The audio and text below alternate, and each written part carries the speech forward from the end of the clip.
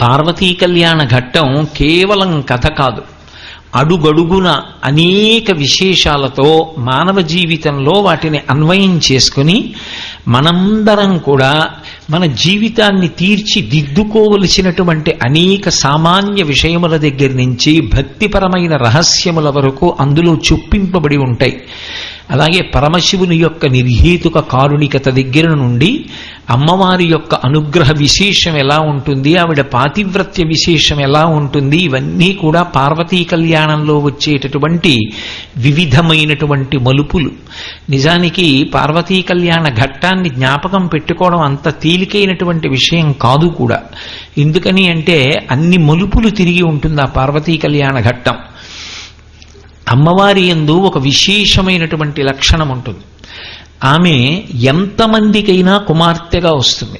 అసలు ఒక యథార్థం ప్రతిపాదించాలి అంటే ఎక్కడ ఆడపిల్ల పుట్టినా ఆ అమ్మవారి. ఎందుకని అంటే అందులో తెలుగులో ఆ మాట బాగా ఉదిగిపోతుంది. ఆడపిల్ల, ఆడ అంటే అక్కడ, అక్కడ పిల్ల ఇక్కడ పుట్టింది. ఏమిటి అక్కడ పిల్ల? ఆమె లక్ష్మి, ఆమె నిత్యానపాయని, ఆమె నారాయణుణ్ణి వెతుక్కుంటూ వెళ్ళిపోతుంది. కానీ మరి ఇక్కడెందుకు పుట్టింది అంటే ఆడపిల్ల యందు ఒక విశేష లక్షణం ఉంటుంది. 2 వంశములను తరింపచేస్తుంది. మగపిల్లవాడు ఎక్కడ పుట్టాడో అక్కడే తరింపచేస్తాడు. కానీ ఆడపిల్ల అలా కాదు, పుట్టినింటిని మెట్టినింటిని కూడా తరింపచేయగలిగినటువంటి లక్షణాన్ని పొంది ఉంటుంది. అందుకే ఆడపిల్ల యొక్క ప్రేమ, ఆడపిల్ల యొక్క సౌహార్ద్రత అసలు చాలా గొప్పవి. ఆడపిల్ల ఇంట్లో పుట్టకపోతే మాత్రం ఏమనుకోకండి, ఏదో చిన్న లోటు ఉన్నట్టు సుమా. ఎందుకంటే ఆ ప్రేమ వేరు, అసలు ఆ సౌకుమార్యం వేరు. ఎంత చొరవ తీసుకుని ననగారండి ననగారండి అని ఇలా వేలు చూపించి మాట్లాడినా ఆడపిల్లకే చెల్లుతుంది. ఆ ప్రేమ ఆమెదే, రాశీభూతమైనటువంటి ప్రేమ ఆడపిల్ల అంటే. అన్నదమ్ముడి పెళ్ళి అవుతుంటే వాళ్ళకి తృప్తి ఏమిటి అంటే వెనక కూర్చుంటే చాలు. ఆ పెళ్లి కొడుకు వెనక కూర్చుంటే ఏదో సార్వభౌమాధికారం పొందినంత సంతోషపడిపోతారు. అంత సౌకుమార్యం. ఎక్కడ ఆడపిల్ల ఉన్నా యథార్థానికి ఆమె లక్ష్మీస్వరూప అమ్మవారే. అందుకే అటువంటి ఆడపిల్ల ఇంట్లో పుట్టడం అంటే అమ్మవారు ఆ ఇంట్లో పుట్టడం కిందే భావన చేయవలసి ఉంటుంది. ఆ తల్లి ఎంతమందికైనా కూతురుగా వస్తూ ఉంటుంది. ఆ తల్లి యొక్క అనుగ్రహానికి హద్దు ఉండదు. భగవత్తత్వం స్త్రీ పురుష నపుంసకమూర్తియును కాక తిర్య కమర నరాది మూర్తియును కాక కర్మ గుణ భేద సదసత్ప్రకాశి కాక వినుక నన్నియుతానగు విభుతలంతు అంటారు పోతన గారు భాగవతంలో.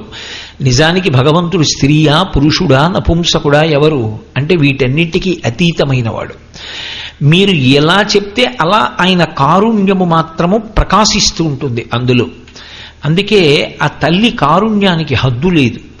కలలోనన్మున్నెరుంగని మహాకష్టాత్ముడైనట్టి దుర్బలుడాపత్సమయంబునన్ నిజపదాబ్జాతంబు ఉల్లంబునం తలపన్ అంతని వచ్చి ఆర్తిహరుడై తన్నైన ఇచ్చున్ సునిశ్చల భక్తి భావములన్ భజించు వారికిడడే సంపత్ విశేషోన్నతుల్ అంటారు. కలలో కూడా భగవన్నామస్మరణం చెయ్యనటువంటి వాడు కూడా గొప్ప ఆపదలో ఇరుక్కున్నప్పుడు పరమ ఆర్తితో భగవంతుణ్ణి స్మరించినంత మాత్రం చేత పరుగు పరుగున వచ్చి అవతలవాడి యొక్క ఆపద తీర్చగలిగినటువంటి పరమ కరుణామూర్తి. అందుకే ఆర్తో జిజ్ఞాసురర్థార్థి జ్ఞానీచ భరతర్షభ. నా భక్తులు 4 విధాలుగా ఉంటారు. పరమ ఆర్తి కలిగినప్పుడు వాళ్ళు నన్ను ప్రార్థన చేస్తారు. అప్పుడు నేను కాకపోతే ఎవరు వెళ్ళి ఆదుకుంటారు అన్నాడు ఆయన. భగవానుడు అంతటి ఉదార స్వభావంతో ఉంటాడు. అదే పుంస్వరూపంగా చెప్పినా స్త్రీ స్వరూపంగా చెప్పినా అన్వయం. అందుకే అమ్మవారు నాకు కూతురుగా వస్తే బాగుండును అని కేవలం త్రికరణ శుద్ధిగా ఒక్కసారి భావన చేసినంత మాత్రం చేత కూడా ఆమె కుమార్తెగా వచ్చింది. తపించి ఈమె మాకు కుమార్తెగా కావాలి అని అడిగిన వారి యొక్క కడుపున కూడా కుమార్తెగా జన్మించింది. ఒకప్పుడు కాత్యాయన మహర్షికి కుమార్తెగా వచ్చింది. వచ్చి కాత్యాయని అని పేరు పెట్టుకుంది. ఆ పేరు పెట్టుకోవడంలో కూడా చమత్కారం ఏమిటంటే తండ్రి యొక్క కీర్తిని ఉద్దీపింపచేస్తూ ఉంటుంది తప్ప అది కేవలం ఏదో ఒక పేరు పెట్టుకోవడం కోసం పెట్టుకున్న పేరు కాదు. ఒకప్పుడు జనక మహర్షికి కుమార్తెగా వచ్చింది. ఆమె జానకి అని పేరు పెట్టుకుంది. ఒకప్పుడు ఆకాశరాజుకి కుమార్తెగా వచ్చింది. వచ్చి పద్మావతి అని పేరు పెట్టుకుంది. ఒకనొకనాడు హిమవంతునికి కుమార్తెగా వచ్చింది. హైమవతి అని పేరు పెట్టుకుంది. ఒకప్పుడు భృగు మహర్షికి కుమార్తెగా వచ్చింది. భార్గవి అని పేరు పెట్టుకుంది. ఒకప్పుడు దక్ష ప్రజాపతికి కూతురుగా వచ్చింది. దాక్షాయణి అని పేరు పెట్టుకుంది. ఆమె ఎంతమందికైనా కుమార్తెగా వస్తుంది. యథార్థమునకు ఎవరి ఇంట ఆడపిల్ల ఉన్నా పరదేవత యొక్క స్వరూపమే. కానీ ఎంతమందికైనా కూతురవుతుంది. కానీ ఆమెకి భర్త మాత్రం ఒక్కడే. పరమేశ్వరుడు వినా వేరొకరిని ఆమె భర్తగా మాత్రం అంగీకరించదు. సరికదా, ఎవరైనా ఒకవేళ అమ్మవారి దగ్గరికి వెళ్ళినప్పుడు నేను నీ కుమారుడునన్న భావనతో వెళ్లకుండా నేను పురుషుడనన్న భావనతో వెళ్ళి నిలబడితే ఆమె యొక్క కన్నులు ఎర్రపడతాయిట. శివే శృంగారార్ధ్రా తదితరజనే కుత్సనపరా సరోషా గంగాయాం గిరిశచరితే విస్మయమతి హరాహిభ్యోభీతా సరసిరుహ సౌభాగ్యజననీం సఖీషు స్మేరాతే వయజనని దృష్టి సకరుణ అంటారు శంకరాచార్యుల వారి సౌందర్యలహరిలో. శివే శృంగారార్ధ్ర, పరమశివుని పట్ల ఆమె కన్నులు ఎప్పుడూ కూడా శృంగార రసం చేత ఆర్ధ్ర తడితో ఉంటాయిట. తదితరజనే, నేను పురుషుడనన్న భావనతో వచ్చి ఆమె వద్ద నిలబడినటువంటి వారిని చూసినప్పుడు కుత్సనపర, ఆమె యొక్క కళ్ళల్లో రౌద్రరసం కనపడుతుందిట. కన్ను ఎర్రబడుతుంది. అమ్మా నేను నీ కుమారుణ్ణమ్మా అని నిలబడిన వారి వంక చూసి ఆమె కన్నులలోంచి కరుణారసం ఒలుకుతుందిట. ఆమె లోకమునకంతటికి మాతృమూర్తి, ఒక్క పరమేశ్వరునకు ఇల్లాలు. అందుకే ఆమె శివకామ సుందరి. శివునకు ఆమె ఇల్లాలు. అందుకే ఆమె యొక్క బాహ్య సౌందర్యాన్ని, ఆమె అందాన్ని చూసి మెచ్చుకోవలసిన వాడెవరు అంటే శంకరుడు ఒక్కడే. మనకందరికీ అఖిలాండేశ్వరి, ఆ తల్లి మనందరికీ తల్లి. అది ఆ తల్లి యొక్క వైభవం. ఆమె మహాపతివ్రత. ఆమె ఎంత గొప్పది కానివ్వండి, తనంత తానుగా ఎంతటి నిర్వహణ సమర్థురాలు కానివ్వండి, ఆమె మాత్రం పరమశివుని యొక్క ఇల్లాలు అనిపించుకోవడానికి ఉన్నటువంటి ప్రీతి కేవలము తనంత తాను ఒక స్వతంత్ర ప్రతిపత్తి కలిగిన దానిగా కీర్తింపబడడంలో ఆవిడికి ఆ అందం ఉండదు. ఆవిడికి ఆ ఇచ్చగింపు కూడా ఉండదు. అందుకే మీరు గమనించండి, సౌందర్యలహరిలో అమ్మవారి యొక్క వైభవాన్ని అంత ప్రస్తుతి చేసిన శంకరాచార్యుల వారు సౌందర్యలహరి చివరికి వస్తుండగా అమ్మవారి యొక్క స్వరూప విశేషాన్ని చెప్తూ ఒక మాట అంటారు. మహామాయా విశ్వం భ్రమయసి పరబ్రహ్మ మహిషి అంటారు. జగద్గురువులు లోకము యొక్క ధర్మాన్నంతటినీ కూడా ఆవిష్కరించవలసినటువంటి వారు, దాన్ని నిలబెట్టవలసినటువంటి వారు. ఒక స్త్రీ పరమధర్మం ఫలానా వారి ఇల్లాల్ని అనేటటువంటి వినయంలో భర్తని అనుగమించడంలో ఉంటుంది. అందుకే ఆ తల్లికి కూడా ఏది ఇష్టము అంటే పరమేశ్వరుని యొక్క ఇల్లాలిని అనిపించుకోవడంలోనే ఆవిడికి సంతోషం. అందుకే ఆమె మహామాయా స్వరూపమై సమస్త బ్రహ్మాండములను త్రిప్పగలిగినటువంటి శక్తి కలిగినదైనప్పటికీ భ్రమయసి పరబ్రహ్మ మహిషి, పరబ్రహ్మము యొక్క మహిషిగా ప్రవర్తిస్తూ ఉంటుంది. అది ఆమె యొక్క పతివ్రతా ధర్మం. అందుకే ఆమెకి భర్తృస్థానం మాత్రం ఎప్పుడూ పరమేశ్వరునది.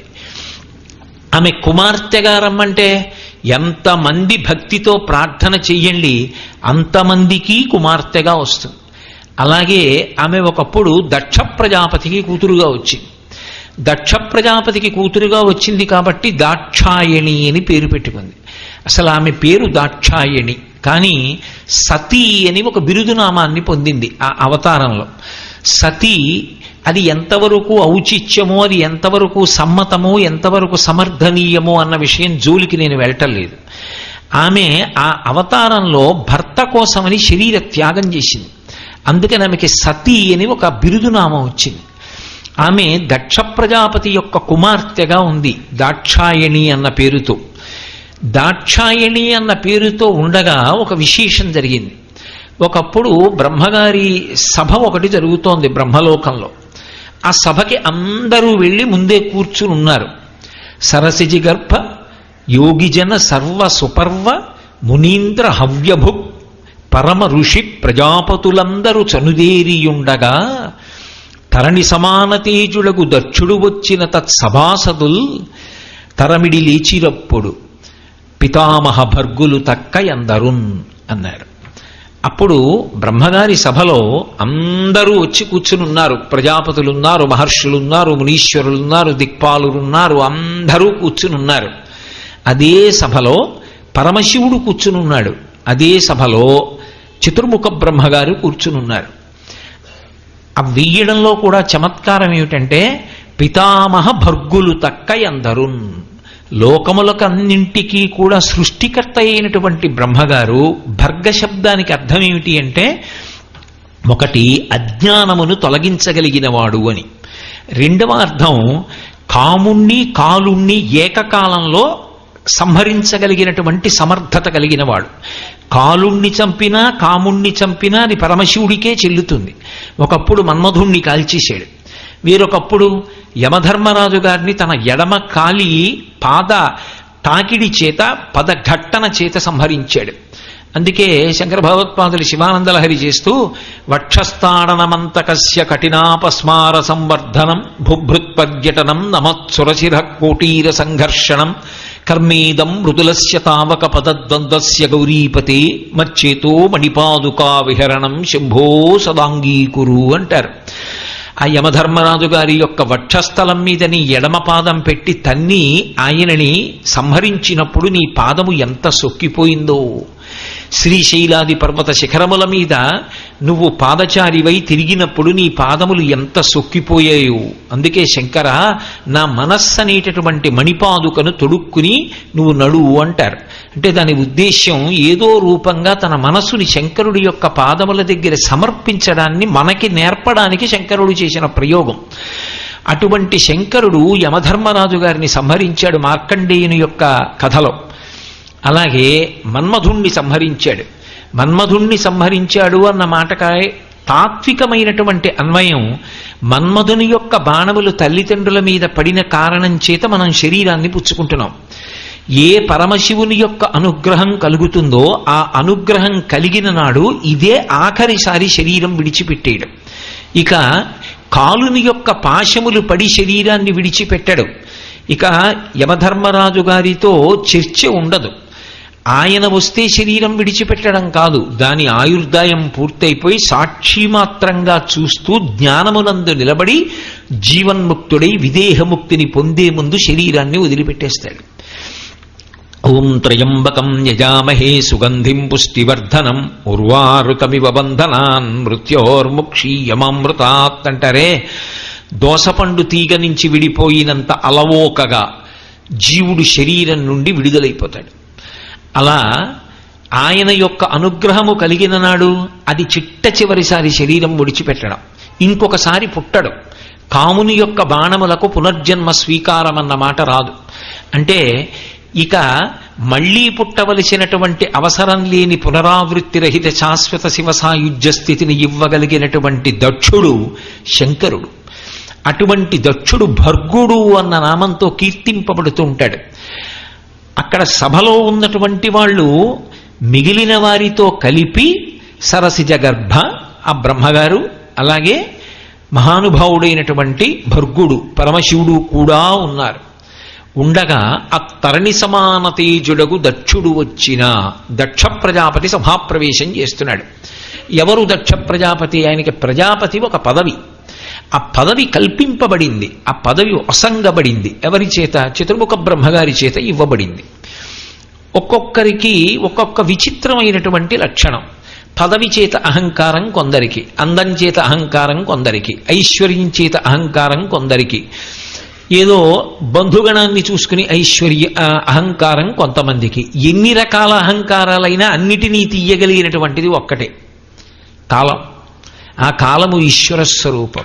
మాకురు ధనజన యవ్వన గర్వం హరతి నిమిషత్కాల సర్వం మాయామయమిదమఖిలం హిత్వా బ్రహ్మపదం త్వం ప్రవిశ విదిత్వా అంటారు శంకరులు. కాలమునందు అహంకారమునకు ఏ కారణమున్నా ఆ కారణము తీసేస్తుంది. కాలము అంత బలవత్తరమైనటువంటి స్వరూపము. అందుకే అది పరమేశ్వరుని యొక్క నడకగా వర్ణింపబడింది. అగ్నిముఖంబు పరాపరాత్మకమాత్మ కాలంబు గతి రత్నగర్భ పదము శ్వసనంబు నీయుర్పు రసన జలేశుండు దిశలు కర్ణంబులు దివము నాభి సూర్యుండు కందులు శుక్లంబు సలిలంబు జఠరంబు జలధులు చెదలు శిరము సర్వౌషధులు రోమచేయము శల్యంబు లద్రులు మానసమృతకరుండు చందములు ధాతువులు ధర్మ సమితి హృదయమాస్య పంచకముపనిషదాహ్వయంబైన నీరూపు సరసత్వమై శివాఖ్యయై స్వయం జ్యోతి అయ్యొప్పు వాద్యమగుచు అంటారు. కాబట్టి శివుని యొక్క నడకయే కాలము. ఆ కాలమునందు ఆయన దేన్నైనా తొలగతోసేస్తాడు, దేన్నైనా తీసేయగలడు. అటువంటి పరమశివుడితో ఒక దేహ అనుబంధం ఒకటి ఏర్పడింది, దేహ సంబంధం. ఇది ఒక విశేషం. ఆయనకి శివుడు అల్లుడవలేదు. ఆయనకి శివుడు అల్లుడవడం అనేది ఎందువల్ల జరిగింది అంటే అమ్మవారి అనుగ్రహం చేత జరిగింది. అక్కడ ఉన్నటువంటి విషయ రహస్యాన్ని మీరు జాగ్రత్తగా గమనించాలి. ఆవిడ మహాకారుణ్యమూర్తి, ఆయన కూడా అంతే. ఆమె తత్వం ఏమి అంటే ఎంతమందికైనా కుమార్తెగా వస్తుంది, ఒక్క భగవంతునికే ఇల్లాలు. అందుకనే ఆమె దక్ష ప్రజాపతికి కూతురుగా వచ్చింది. అడిగాడు కనుక నీవు నా కుమార్తెగా రావాలని. ఇప్పుడు ఉద్ధరింపబడ్డాడు, జగన్మాతకి తండ్రి అయ్యాడు. ఎంత అదృష్టం! కరాగ్రీణ స్పృష్టం తృహిణగిరిణ అంటారు శంకరభగవత్పాదులు. చేత్తో ఇలా గడ్డం పట్టుకుని అమ్మ కొంచెం అన్నం తినవు అని బతిమాలాడు హిమవంతుడు. ఎంత భాగ్య విశేషం! నేను తండ్రిని అని లోకాలకన్నిటికీ ఆ తల్లి అన్నపూర్ణగా అన్నం పెడుతుంది. అందరికీ అన్నం పెట్టేటటువంటి తల్లి గడ్డం పెట్టుకుని అమ్మా కొంచెం అన్నం తినవు, బొవ్వ తినమ్మా, అమ్మ మాట వినమ్మా అని బతిమాలాడు. అమ్మవారికి తండ్రిగా రావడం అంటే అదో గొప్ప అదృష్ట విశేషం. కానీ అమ్మవారి యొక్క తత్వరహస్యం ఏమి అంటే ఆమె ఎక్కడ ఉన్నా ఆయనే భర్త. అందుకని పరమశివునికి ఇల్లాలైపోయింది మళ్ళీ. కానీ ఆయనేమనుకున్నాడంటే శంకరుడు నా అల్లుడు, శంకరుడు నా అల్లుడు కనుక నేను మామగారిని కనుక నేను ఆయనకి పితృపంచకంలో ఒకండి కనుక నేను కనపడితే ఆయన లేచి నిలబడాలి. ఎంత విచిత్రమైన ఆలోచన ధోరణి చూడండి. ఒక్కొక్క సందర్భంలో కొన్ని చాలా చమత్కారంగా ఉంటాయి. అవతల ఆయన చాలా మహానుభావుడని తెలుసు, అవతల ఆయన పరమ భాగవతోత్తముడని తెలుసు. ఆయన్ని బాధ పెట్టడం కానీ ఆయన మనకి ఏదో చెయ్యాలని కోరుకోవడం కానీ చాలా దోషభూయిష్టం అని తెలుసు.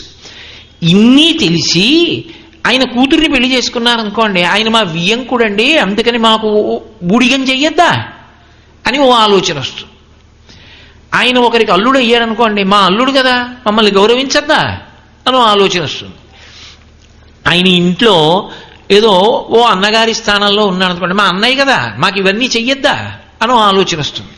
ఈ ఆలోచన ఏమైపోతుందంటే ఒక్కొక్కసారి అక్కసుకి దారి తీస్తుంది, అర్థం ఉండదు. కోపం అనేటటువంటిది ప్రారంభం కావాలి, కానీ ఆ కోపం మనిషిని ఎక్కడికి తీసుకెడుతుంది అంటే చెప్పడం చాలా కష్టం. అది బయట నుంచి వచ్చేది కాదు కోపం అన్నది. అందున అహంకార సంబంధంగా వచ్చేటటువంటి కోపం పరమ ప్రమాదహేతు. నా అంతటి వాణ్ణి నేను అని మీరు ఒక భావనని పెంచుకోవడం అన్నది జరిగిందనుకోండి, అది ఎప్పుడూ ఇమడనివ్వదు, ఎక్కడా ఇమడనివ్వదు. నేనింతటి వాణ్ణి అన్న భావన ఒకటి నాకు ఏర్పడిపోయింది అనుకోండి, నేను సభలోకి వెడితే నన్ను ముందు కూర్చోబెట్టాలి, నేను దర్శనానికి వెడితే నాకు ముందు దర్శనం ఇప్పించాలి, నేను ఎవరింటికన్నా వెడితే అందరూ అగ్గగ్గలాడిపోవాలి, అయ్యి బాబోయ్ ఆయన వచ్చారు రండిని కూర్చోబెట్టాలి. నేను ఓ సభలోకి వెళ్ళి ఓ కుర్చీలో కూర్చుని ఉపన్యాసం వినలేను. నేను ఓ గుడి దగ్గరికి వెడితే 10 మందితో పాటుగా వరుస క్రమంలో నిలబడి దర్శనానికి వెళ్ళలేను. ఎందుకంటే ఏదో ఒక అంశ పెట్టుకుంటాడు, నా ఎందు విభూతి ఉంది కాబట్టి నేను చాలా గొప్పవాణ్ణి. ఇది ఎక్కడ వరకు వెళ్ళిపోతుందంటే భగవంతుని యొక్క దర్శనానికి వెళ్ళినప్పుడు కూడా ఈ చీడ విడిచిపెట్టదు. ఆయన కన్నా ఏ విషయంలోనూ నువ్వు అధికుడవు కావు. ఆయన అనుగ్రహం నిన్ను అలా నిలబెడుతోంది. ఆయన దర్శనానికి వెళ్ళేటప్పుడు పరమ వినయంతో వెళ్ళాలి నేను అన్న స్పృహ కూడా కలగనివ్వదు. కలగనివ్వకపోతే ఏం చేస్తుందంటే అడుగు పెట్టిన దగ్గర నుంచి వెంట తరుగుతోంది కదా భూతంలాగా, తనని ఎవరో ఏదో అన్నారు అవమానించారనేటటువంటి క్రోధం ఒకటి లోపల బయలుదేరుతుంది. అది కాని పట్టుకుందా అది దీర్ఘకాలికమైందా, వెంటనే ఆపలేకపోయాడా? ఉత్తమే క్షణకోపస్య మధ్యమే ఘటికాద్వయం అధమేశ్యాదహోరాత్రం పాపిష్టే మరణాంతక క్రుద్ధ పాపం న కుర్యాత్కః క్రుద్ధో హన్యాద్గురూనపి క్రుద్ధ పరుషయామాచ నరం సాధు నధిక్షిపేత్ అంటారు వాల్మీకి మహర్షి రామాయణంలో. ఒక్కసారి క్రోధానికి వశపడిపోయినటువంటి వాడు పెద్దల్ని కూడా చంపేస్తాడు. ఆ క్రోధానికి హద్దు ఉండదు, నోటితో ఏం మాట్లాడుతున్నాను ఉండదు, ఎలా ప్రవర్తిస్తున్నాను ఉండదు. కాబట్టి ఆ అహంకారం అనేటటువంటిది లోపల ఏర్పడిపోతే అసలు అందులో ఉండేటటువంటి తత్వాన్ని మరిచిపోతాడు. మరిచిపోయి అక్కరలేనటువంటి అహంకారం అంతా వచ్చేస్తుంది. మీరు చూడండి, ఎంతో ప్రేమగా మాట్లాడుకుంటారు. ఇంత ప్రేమగా మాట్లాడుకున్న వాళ్ళు పెళ్లికి ముందు తీరా పెళ్లి జరుగుతుంటే, ఇప్పుడు చాలా తగ్గింది, పూర్వం చాలా పెళ్లిళ్లలో వియ్యపురాలు అన్నం తిందాం. ఎందుకు తిందంటే కారణం వెతుక్కుంటారు, ఏదో ఒకటి వెతుక్కుని అన్నం తినడం మానేస్తారు. అక్కడి నుంచి ఏమిటంటే అందరూ వెళ్ళి పిల్లని బతిమాలినట్టు బతిమాలాలి, బతిమాలి తీసుకురావాలి, బొంగమూతి ఎట్టాలి. ఏమిటి, ఆ ఇద్దరికీ పిల్లాడు పుడితే నేను తాతని వాడు తాత. మా ఆవిడ అమ్మమ్మ అయితే ఆవిడ నాయనమ్మ. వాడు ఒకవేళ నాకు కొడుకు అనుకోండి, నేను తాత ఆయన తాత. మా ఆవిడ నాయనమ్మ అయితే ఆవిడ అమ్మమ్మ. ఇద్దరము అదే సంతోషాన్ని పొందుతున్నాం కదా. వాళ్ళిద్దరూ కలిసి కాపరం చేస్తున్నప్పుడు ఆ అవగాహన ఉండదు. అయ్యో మేము దెబ్బలాడుకుంటే ఆ పిల్లలు ఎలా సంతోషంగా ఉంటారు, అసలు మేము కదా పెద్దవాళ్ళం కలిసిమెలిసి ఉండాలి ముందు, అసలు ఆ సర్దుబాటు ఉండదు. వియ్యపురాలంటే అన్నం మానేస్తేనే వియ్యపురాలు, అన్నం తింటే వియ్యపురాలు ఎందుకు అవుతుంది? అంత అర్థం లేని ఏమిటి, ఆ క్షణంలో ఆ పెళ్లిపీటల దగ్గరే ఆ హౌలంతా. ఆ తర్వాత ఆ హౌలున్న వాళ్ళని పిలిచేది ఉండదు, పెట్టేది ఉండదు, ఎలాగో బద్దలైపోతాయి సంబంధాలు. అందుకే చాలా కుటుంబాల్లో ఆ వ్యవస్థ అలా ఏడుస్తోంది. కాబట్టి అహంకారం అనేటటువంటిది అంత ప్రమాదకరమైనటువంటి లక్షణానికి తీసుకెడుతుంది. ఎప్పుడో జరిగిపోయిన కథ అని అనుకోకండి. ఎక్కడైనా సరే భగవత్ సంబంధమైన కథలో చెప్పబడేటటువంటి వ్యగ్రతలు మన జీవితానికి దిద్దుకోవడానికి సాధనాలు. అమ్మవారిని కూతురుగా రమ్మని ప్రార్థించిన వాడు అమ్మవారు కూతురుగా వస్తే వరసకి పరమశివుడు అల్లుడయ్యాడంతే. అది దానివల్ల నువ్వు ఒక అభ్యున్నతిని పొందావు, అంతేకాని పరమశివుడు మీ కాళ్ళు పడతాడనే దాని అర్థం. పరమశివుడు కాళ్ళు పడితే నువ్వు తరిస్తావా? అసలు ఆయనకి ఏం అభ్యంతరం ఉండదు, పటమటే పడతాడు. కానీ అదే ధోరణి, అదే ఉండవలసిన అహంకారం. అంత అహంకారాన్ని పొందాడు శంకరుడు. ఆయనకు ఒక లక్షణం ఉంది. ఆయన ఏం చేస్తాడంటే, అప్పటికి వరసకి పెద్దరికంలో ఉన్నాడు దక్ష ప్రజాపతి, కానీ నిజానికి ఆద్యంతములు లేనివాడెవరు ఈ సృష్టిలో? శంకరుడు. ఆయనకి ఆద్య అంతమా? పరమాత్మస్వరూపం ఆయన. అయినప్పుడు ఆయన లేచి నిలబడ్డారనుకోండి, నిజంగా ఆయుక్షీణం అవుతుంది దక్ష ప్రజాపతికి. ఆయన నిలబడకూడదు. కాబట్టి ఈ ధర్మ సూక్ష్మం దక్ష ప్రజాపతికి తెలియనిది కాదు. కానీ ఆ ఒక్క క్షణంలో దక్ష ప్రజాపతి సభలోకి వస్తున్నప్పుడు పరమశివుడు, చతుర్ముఖ బ్రహ్మగారు తప్ప మిగిలిన వారు ఎవ్వరూ లేచి నిలబడలేదు. బ్రహ్మగారి విషయంలో సర్దుకున్నాడు, నేను ఆయన కుమారుణ్ణి, ప్రజాపతిని, కాబట్టి తండ్రి నిలబడవలసిన అవసరం ఏమిటి? ఆ తండ్రిని కన్న తండ్రి శంకరుడు. మరి ఆయన ఎందుకు లేచి నిలబడతాడు? ఈ ఇంగిత జ్ఞానం కలగలేదు. నా అల్లుడు లేచి నిలబడద్దు. కాబట్టి పితామహ భర్గులు తక్క అందరున్, ఆయన సామాన్యుడు కాదురా, కాముణ్ణి కాలుణ్ణి కాల్చినవాడు అన్నది చెప్పడానికి భర్గశబ్దం వేశారు. అజ్ఞానమును ధ్వంసం చేయగలిగిన వాడు. అదే చిట్ట చివరికి జరిగింది. కాకపోతే ఓ క్షేత్రం వచ్చింది దక్షారామం. కాబట్టి ఇప్పుడు ఆయనకి ఎక్కడ లేని ఆగ్రహం వచ్చింది. భగవంతుడి విషయంలో ఉండే చమత్కారం ఏమిటంటే, ఈశ్వరుణ్ణి నిందించడానికి వాక్యములు సరిపోవు. మీరు ఒకవేళ భగవంతుణ్ణి నింద చేద్దామన్నా ఆయన పట్ల నిందగా అన్వయం అవ్వదు, అది స్తోత్రముగా మారిపోతుంది తప్ప అసలు నింద భగవంతునికి అన్వయము కాదు. కానీ బుద్ధి చేత పాపాన్ని మూటగట్టుకుంటాడంతే. నేను ఆయన్ని నింద చేద్దామని చెప్పి నింద చేశాననుకోండి, నీ మెళ్ళో పావులు వేసుకుంటావు, గొలుసు లేదు, బూడిద లేదు నీకన్నాను అనుకోండి, అది ఆయనకి స్తోత్రం. నిజమే, ఆయన పావులు వేసుకుంటాడు, ఆదిశేషుణ్ణి వేసుకుంటాడు, వాసుకిని వేసుకుంటాడు. పిల్ల పావుని నేను వేసుకోగలనా? అది ఆయన పట్ల స్తోత్రం అవుతుంది. కానీ నా బుద్ధి చేత, నేను ఏ బుద్ధితో అన్నానో ఆ బుద్ధి చేత పాపాన్ని సంక్రమింపజేసుకుంటాను. కాబట్టి అసలు పరమేశ్వరుణ్ణి నింద చేయడానికి వాక్కులకు అవకాశము లేనే లేదు. కానీ ఆయన ఏదో ప్రయత్నం చేశాడు, రకరకాల విశేషణాలు చెప్పి అలాంటివాడు ఇలాంటివాడు అన్నాడు. ఆయన వస్తున్నటువంటి వాడు వరుసకి మామగారు, కానీ తాను లేవకూడదు, ధర్మసూక్ష్మం ఉంది. పెద్దవాడు, లోకమునకు అంతటికీ కూడా అసలు ఎప్పుడొచ్చినవాడో ఆయన ఆద్యంతములు తెలియవు. పార్వతీ కళ్యాణం చివరిలో నారదుడు చెప్తాడు ఆ విషయం. అయినప్పుడు తాను నిలబడకూడదు, కానీ మామగారిగా ఓ నమస్కారం చేయాలి. మరి లేకపోతే లోకానికి ఎలా తెలుస్తుంది? లోకానికి ధర్మాన్ని నేర్పడానికి ప్రయత్నిస్తుంటాడు ఎప్పుడు శంకరుడు. అందుకే ఖట్వాంగి అని ఆయనకో నామం. ఖట్వాంగి అంటే చేతిలో మంచం కోడు పట్టుకు తిరిగాడు కొన్నాళ్ళు. ఎందుకు మంచం కోడు పట్టుకు తిరగడం అంటే, ఒకప్పుడు చతుర్ముఖ బ్రహ్మగారు అహంకరిస్తే 5వ తల గిల్లేశాడు.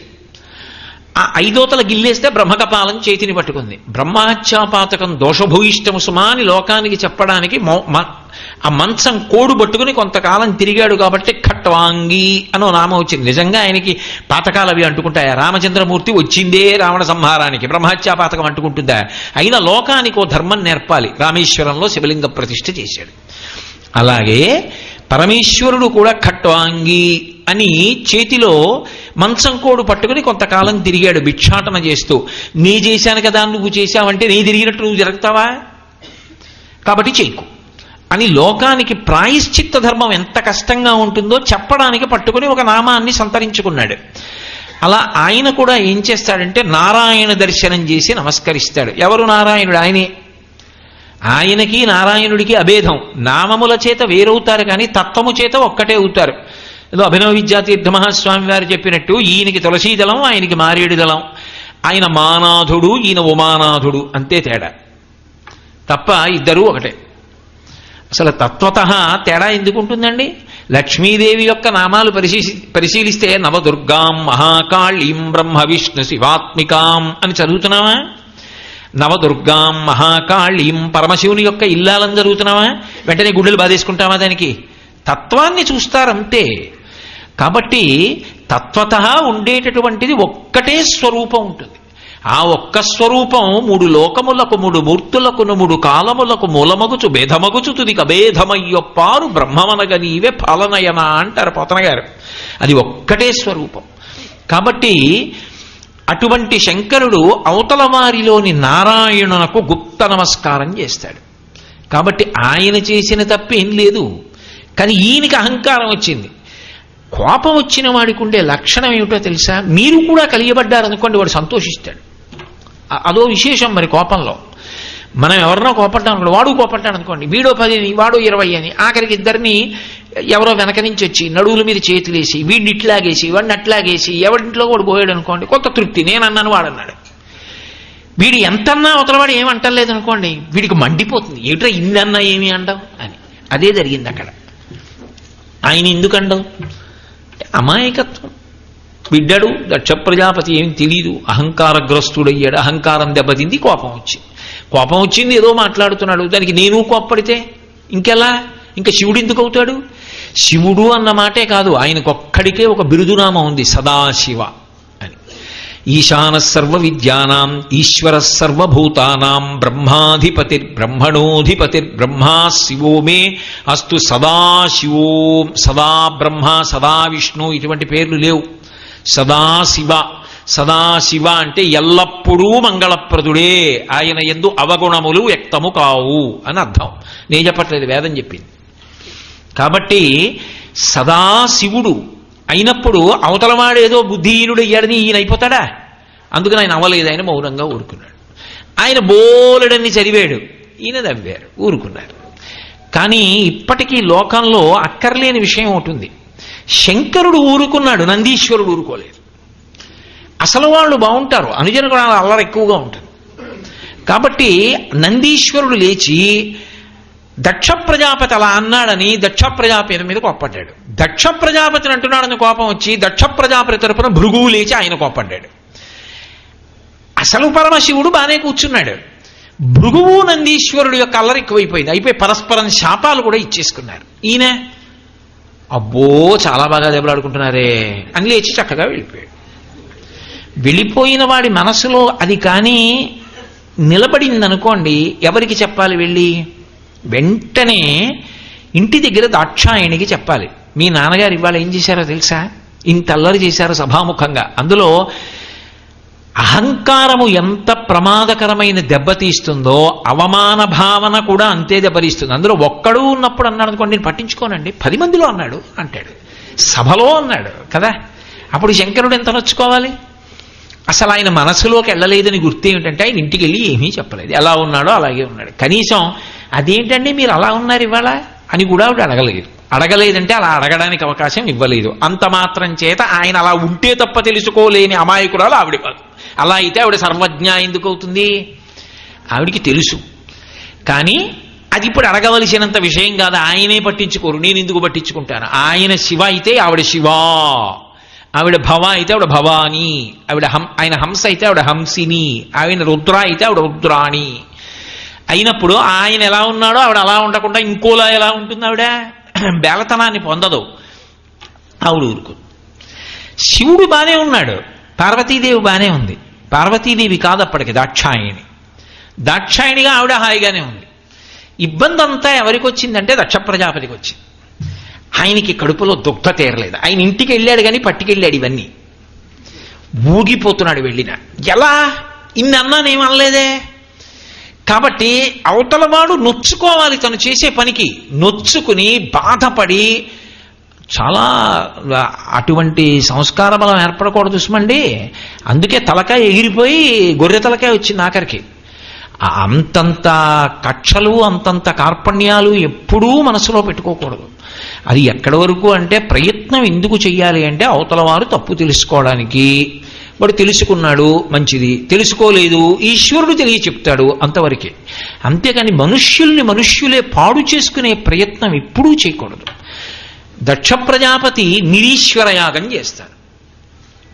అసలు పరమశివుడికి హవిస్సు లేదు, ఇందులో ఉంది ఆయనకి అధికారం. అలా తస్మాత్ శాస్త్రం ప్రమాణంతే కార్యాకార్య వ్యవస్థితం. నీ సొంతం కాదు ఏదైనా చేస్తే. ఒక కార్యం చెయ్యాలి అంటే దానికి శాస్త్రం ప్రమాణం. శాస్త్రము అంటే శంసనాత్ శాసనాత్ ఇది శాస్త్ర. నిర్భయంగా ఇలా వేలు చూపించి మాట్లాడేదేదో అది శాస్త్రం. కాబట్టి శాస్త్రం అన్న మాట అన్వయం దీనికి అంటే వేదానికి. వేదం రాజశాసనంలా మాట్లాడుతుంది, పురాణం మిత్రవాక్యంలా మాట్లాడుతుంది, కావ్యం ప్రియురాలి వాక్కులా ఉంటుంది పరమ అనునయంగా. కాబట్టి రాజశాసనంలా ఉంటుంది, కాబట్టి దానికి శాస్త్రం అని పేరు. శాస్త్రం ఎలా చెప్పిందో అలా చెయ్యాలి తప్ప శాస్త్రం చెప్పింది వదిలేసి నీ బుద్ధి తోచింది చేయకూడదు. దక్షుడు చేసింది అదే. శాస్త్రం ఏం చెప్పిందో అది మానేశాడు. శివుడు నన్ను చూసి లేచి నించోలేదు కాబట్టి శివుడికి హవిస్సు లేదు. పోనీ అక్కడతో ఊరుకున్నాడా? ఏదో గప్చిప్గా శివుడి పేరు వచ్చేటప్పటికి హవిస్సు ఇవ్వనండి, ఆ మంత్రం తీసేయండి అన్నాడు అనుకోండి, అదో విశేషం. అందరికి అలా కబురు చేశాడు. నిరీశ్వర యాగం దీని పేరు. పరమశివుడికి హవిస్సు లేదు, లేకుండా యాగం చేస్తున్నాను, మీరందరు రావాలని కబురు చేశాడు. వాళ్ళందరూ వెళ్ళాలి. ఎందుకో తెలుసా? లేకపోతే వాళ్ళనేమంటాడో, వాళ్ళనేం శపిస్తాడో అదో భయం. ముక్కోపితోటి అనేక రకాలుగా ప్రమాదం. ఎందుకు వచ్చిన గొడవ? ఈయన సంగతి తెలిసినవాడేగా, మన జోలికి ఎందుకు వస్తాడు? లోకంలో ఇదొక పోకడు ఉంటుంది. మంచివాడు ఉన్నాడు అనుకోండి, ఆయన ధర్మాన్ని అర్థం చేసుకుంటే మంచిదే. ఆయన ధర్మాన్ని అర్థం చేసుకోకపోతే ఆయన చేతకాని వాళ్ళ కనపడతాడు. కానీ ఆయన గీత దాటితే అవతలవాడు ఒక్కడితో పోదు, చాలా దూరం పోతుంది. అందుకే శంకరుడు లాంటి వాడు గీత ఎందుకు దాటతాడు? దాటడు ఆయన. నిగ్రహం, ఓర్పు వహించడం ఆయన యొక్క లక్షణం. మొన్ననేగా మీతో మనవి చేశా, క్షమాదానం క్షమాయజ్ఞం క్షమా సత్యం హి పుత్రికాహ. క్షమాధర్మం క్షమాసత్యం క్షమయావిష్టితం జగత్. ఆ ఓర్పులో ఈ జగత్తు నిలబడింది. తొందరపడి తిరగబడకూడదు. సహించడంలో గొప్పతనం ఉంది. అవతలవారి కోపం పోయి మేమిద్దరం మళ్ళీ మిత్రులం కావాలని కోరుకోవడంలో గొప్పతనం ఉంది. అంతేగాని శత్రుత్వం పెంచుకోవడంలో సంస్కారం ఏముంది? అందుకే శంకరుడు అనడు, దక్ష ప్రజాపతి వెళ్ళకపోతే మాత్రం మళ్ళీ మన్ని కూడా ఇబ్బంది పెడతాడు. అందుకని అందరూ వెళ్ళడానికి సిద్ధపడ్డారు. అది విశేషం. ఆయన ధర్మం తెలిసినవాడు కాబట్టి ఏమండవు. ఎలా ఉంటుందో చూడండి లోకం పోకడ. ఇది అప్పుడప్పుడు మనకి కనపడుతుండదు. ఆయన విషయంలో గొడవ లేదండి, ఈయనతోటే ప్రమాదం. అందుకని వాళ్ళ ఇంటికి పెళ్లికి వెళ్ళినా వెళ్ళకపోయినా సత్యనారాయణ వ్రతానికైనా వెళ్దాం బాబు, ఈయన దగ్గరికి ఒకసారి ఇల్లు వస్తే పోతుంది. కొంతమందితో ఎలా ఉంటుందంటే ఆయన ఉపకారం చేస్తాడని కాదు కానండి, ఓ నమస్కారం పెట్టేస్తే ఆయనతో గొడవ ఉండదు. ఎందుకు వచ్చిందంటారు? మనశ్శాంతి పోతుందంటారు. అది ప్రేమతో పెట్టే నమస్కారం కాదు, పెట్టేస్తే గొడవ ఉండదు, పెట్టకపోతే లేనిపోని గొడవ. అందుకుని పెడతారు కొంతమంది ఇంటికి. లేకపోతే అవతల ఇంకో ముఖ్య కార్యం ఉంది, కానీ వీడి దగ్గరికి వెళ్ళకపోతే లేని పని కూడా ఉండవు, గుర్తెట్టుకుంటాడు. అక్కడి నుంచి అమ్మో రాపాడించేస్తాడు. ఎందుకు వచ్చిందో సారి ఇళ్ళు వచ్చేస్తే గొడవ వదిలిపోతుంది. ఆయన అంటారా, ఇప్పుడు కాకపోతే పెళ్ళి అయిపోయిన తర్వాత వెళ్ళి అక్షతలు వేసిన పాపం ఏమనుకోడు. ధర్మాత్ముడి విషయంలో అలా ఉంటుంది. ఎందుకంటే మనకి కొంచెం వ్యవహారం సర్దుకునే అవకాశం ఉంటుంది. ముక్కోపి విషయంలో ఎలా ఉంటుంది, కుదరదు అది. అందుకని అందరూ వెళ్ళవలసిందే దక్ష ప్రజాపతి దగ్గరికి. లోకం పోకడని ఎంత అందంగా ఆవిష్కరిస్తారో చూడండి. ఇది పరమశివుని యొక్క గుణ సంకీర్తనం కాదా? అందరూ ఋషులు దేవతలు అందరూ వాళ్ళ వాళ్ళ వాహనాలు ఎక్కి దక్ష ప్రజాపతి చేసేటటువంటి నిరీశ్వర యాగానికి ఎడుతున్నారు. ఎక్కడికి? మా కాకినాడకి 28 కిలోమీటర్ల దూరంలో ఉన్న దక్షారామానికి. అక్కడ జరిగింది ఈ యాగం. అందరూ భూలోకానికి వస్తున్నారు. పార్వతీదేవి మేడ మీద నించుని చూసింది. ఏమీ తెలియని దానిలా, తెలిసి కాదు సుమా, తెలియని దానిలా చూస్తే వీళ్ళందరూ విమానాల్లో వెళ్ళిపోతున్నారు. తెలియనట్టు అడిగింది చెలికెత్తిని, ఎక్కడికి ఎడుతున్నారని అడిగింది. అదేమిటమ్మా, మీ నాన్నగారు యజ్ఞం చేస్తున్నారు కదా, అందరూ వెడుతున్నారు. ఆవిడ గబగబ గబగబా దిగొచ్చి శంకరుడి దగ్గరికి వెళ్ళింది. వెళ్ళి ఆవిడంది, ఒక ఆడపిల్ల ఎలా మాట్లాడుతుందో అలాగే మాట్లాడు. ఆ యజ్ఞము కనుగొనగా ఈ విభుదులు ఏగదరదిగో దేవా, మనమిప్పుడచటకి పోవలనను కోర్కె నాకు పుట్టెడు నభవా అంది. ఆ యజ్ఞము కనుగొనగా ఈ వివిధ గణంబులర్ధి ఏగెదరదిగో, వీళ్ళందరూ తాంబూలాల కోసం వెళుతున్నారు అంది. అర్ధి దక్ష ప్రజాపతి కదూ, వెళితే వచ్చిన వాళ్ళందరినీ కూర్చోబెట్టి తాంబూలం ఇస్తాడు, కోరికలు తీరుస్తాడు. అందుకని వాళ్ళందరూ వెడుతున్నారు. మనసులో కీర్తన, మా నాన్నగారు అంత గొప్పవారు, ఆడపిల్లకి పుట్టింటి మీద ఉండేటటువంటి మమకారం. నాన్నగారిని ఏమైనా అంటే ఆ పిల్ల తట్టుకోదు. నాకు స్నేహితుడు ఉండేవాడు, ఏదో సందర్భం వచ్చింది కాబట్టి అంటున్నాను. అతను రోజు ఎవరితోనో దెబ్బలాడేవాడు, ఏదో కారణం పెట్టి దెబ్బలాడేవాడు. ఇప్పటికీ ఉన్నాడు, నాకు కనపడితే అంటూ ఉంటాను కదా, ఏమయ్యా నువ్వు చెప్పింది నేను ఇప్పటికీ మర్చిపోనాను. ఇద్దరం విశాఖపట్నంలో ఉద్యోగం చేస్తున్నప్పుడు జరిగింది. నేను రోజుని అడిగాను, ఏమయ్యా అసలు నీతో ఎవ్వరూ దెబ్బలాడపోతే ఏం చేస్తావన్నాను. మా ఆవిడతో దెబ్బలాడతానన్నాడు. మీ ఆవిడ కూడా నీతో దెబ్బలాడకపోతే ఏం చేస్తానన్నాను. మా ఆవిడ దెబ్బలాడడానికి నా దగ్గర కారణం ఉందన్నాడు. ఏమిటి, ఎలా దెబ్బలాడుతా, ఎందుకు దెబ్బలాడుతుంది ఆవిడ అన్నాను. మా మామగారి దగ్గర నుంచి ఉత్తరం వస్తే ఈ పాటి దానికి కన్యాదానం ఎందుకు చేయాలి, రోజుకో ఉత్తరం రాస్తాడు, నువ్వేమో పుట్టింటిని గుర్తు తెచ్చుకుని ఒకసారి పుట్టింటికి వెళ్ళి వస్తానంటావు, ఏంటి అస్తమాన ఉత్తరాలు రాస్తారంటాను. అప్పుడు అదేమిటంటే అలా అంటారని దెబ్బలాడుతుంది.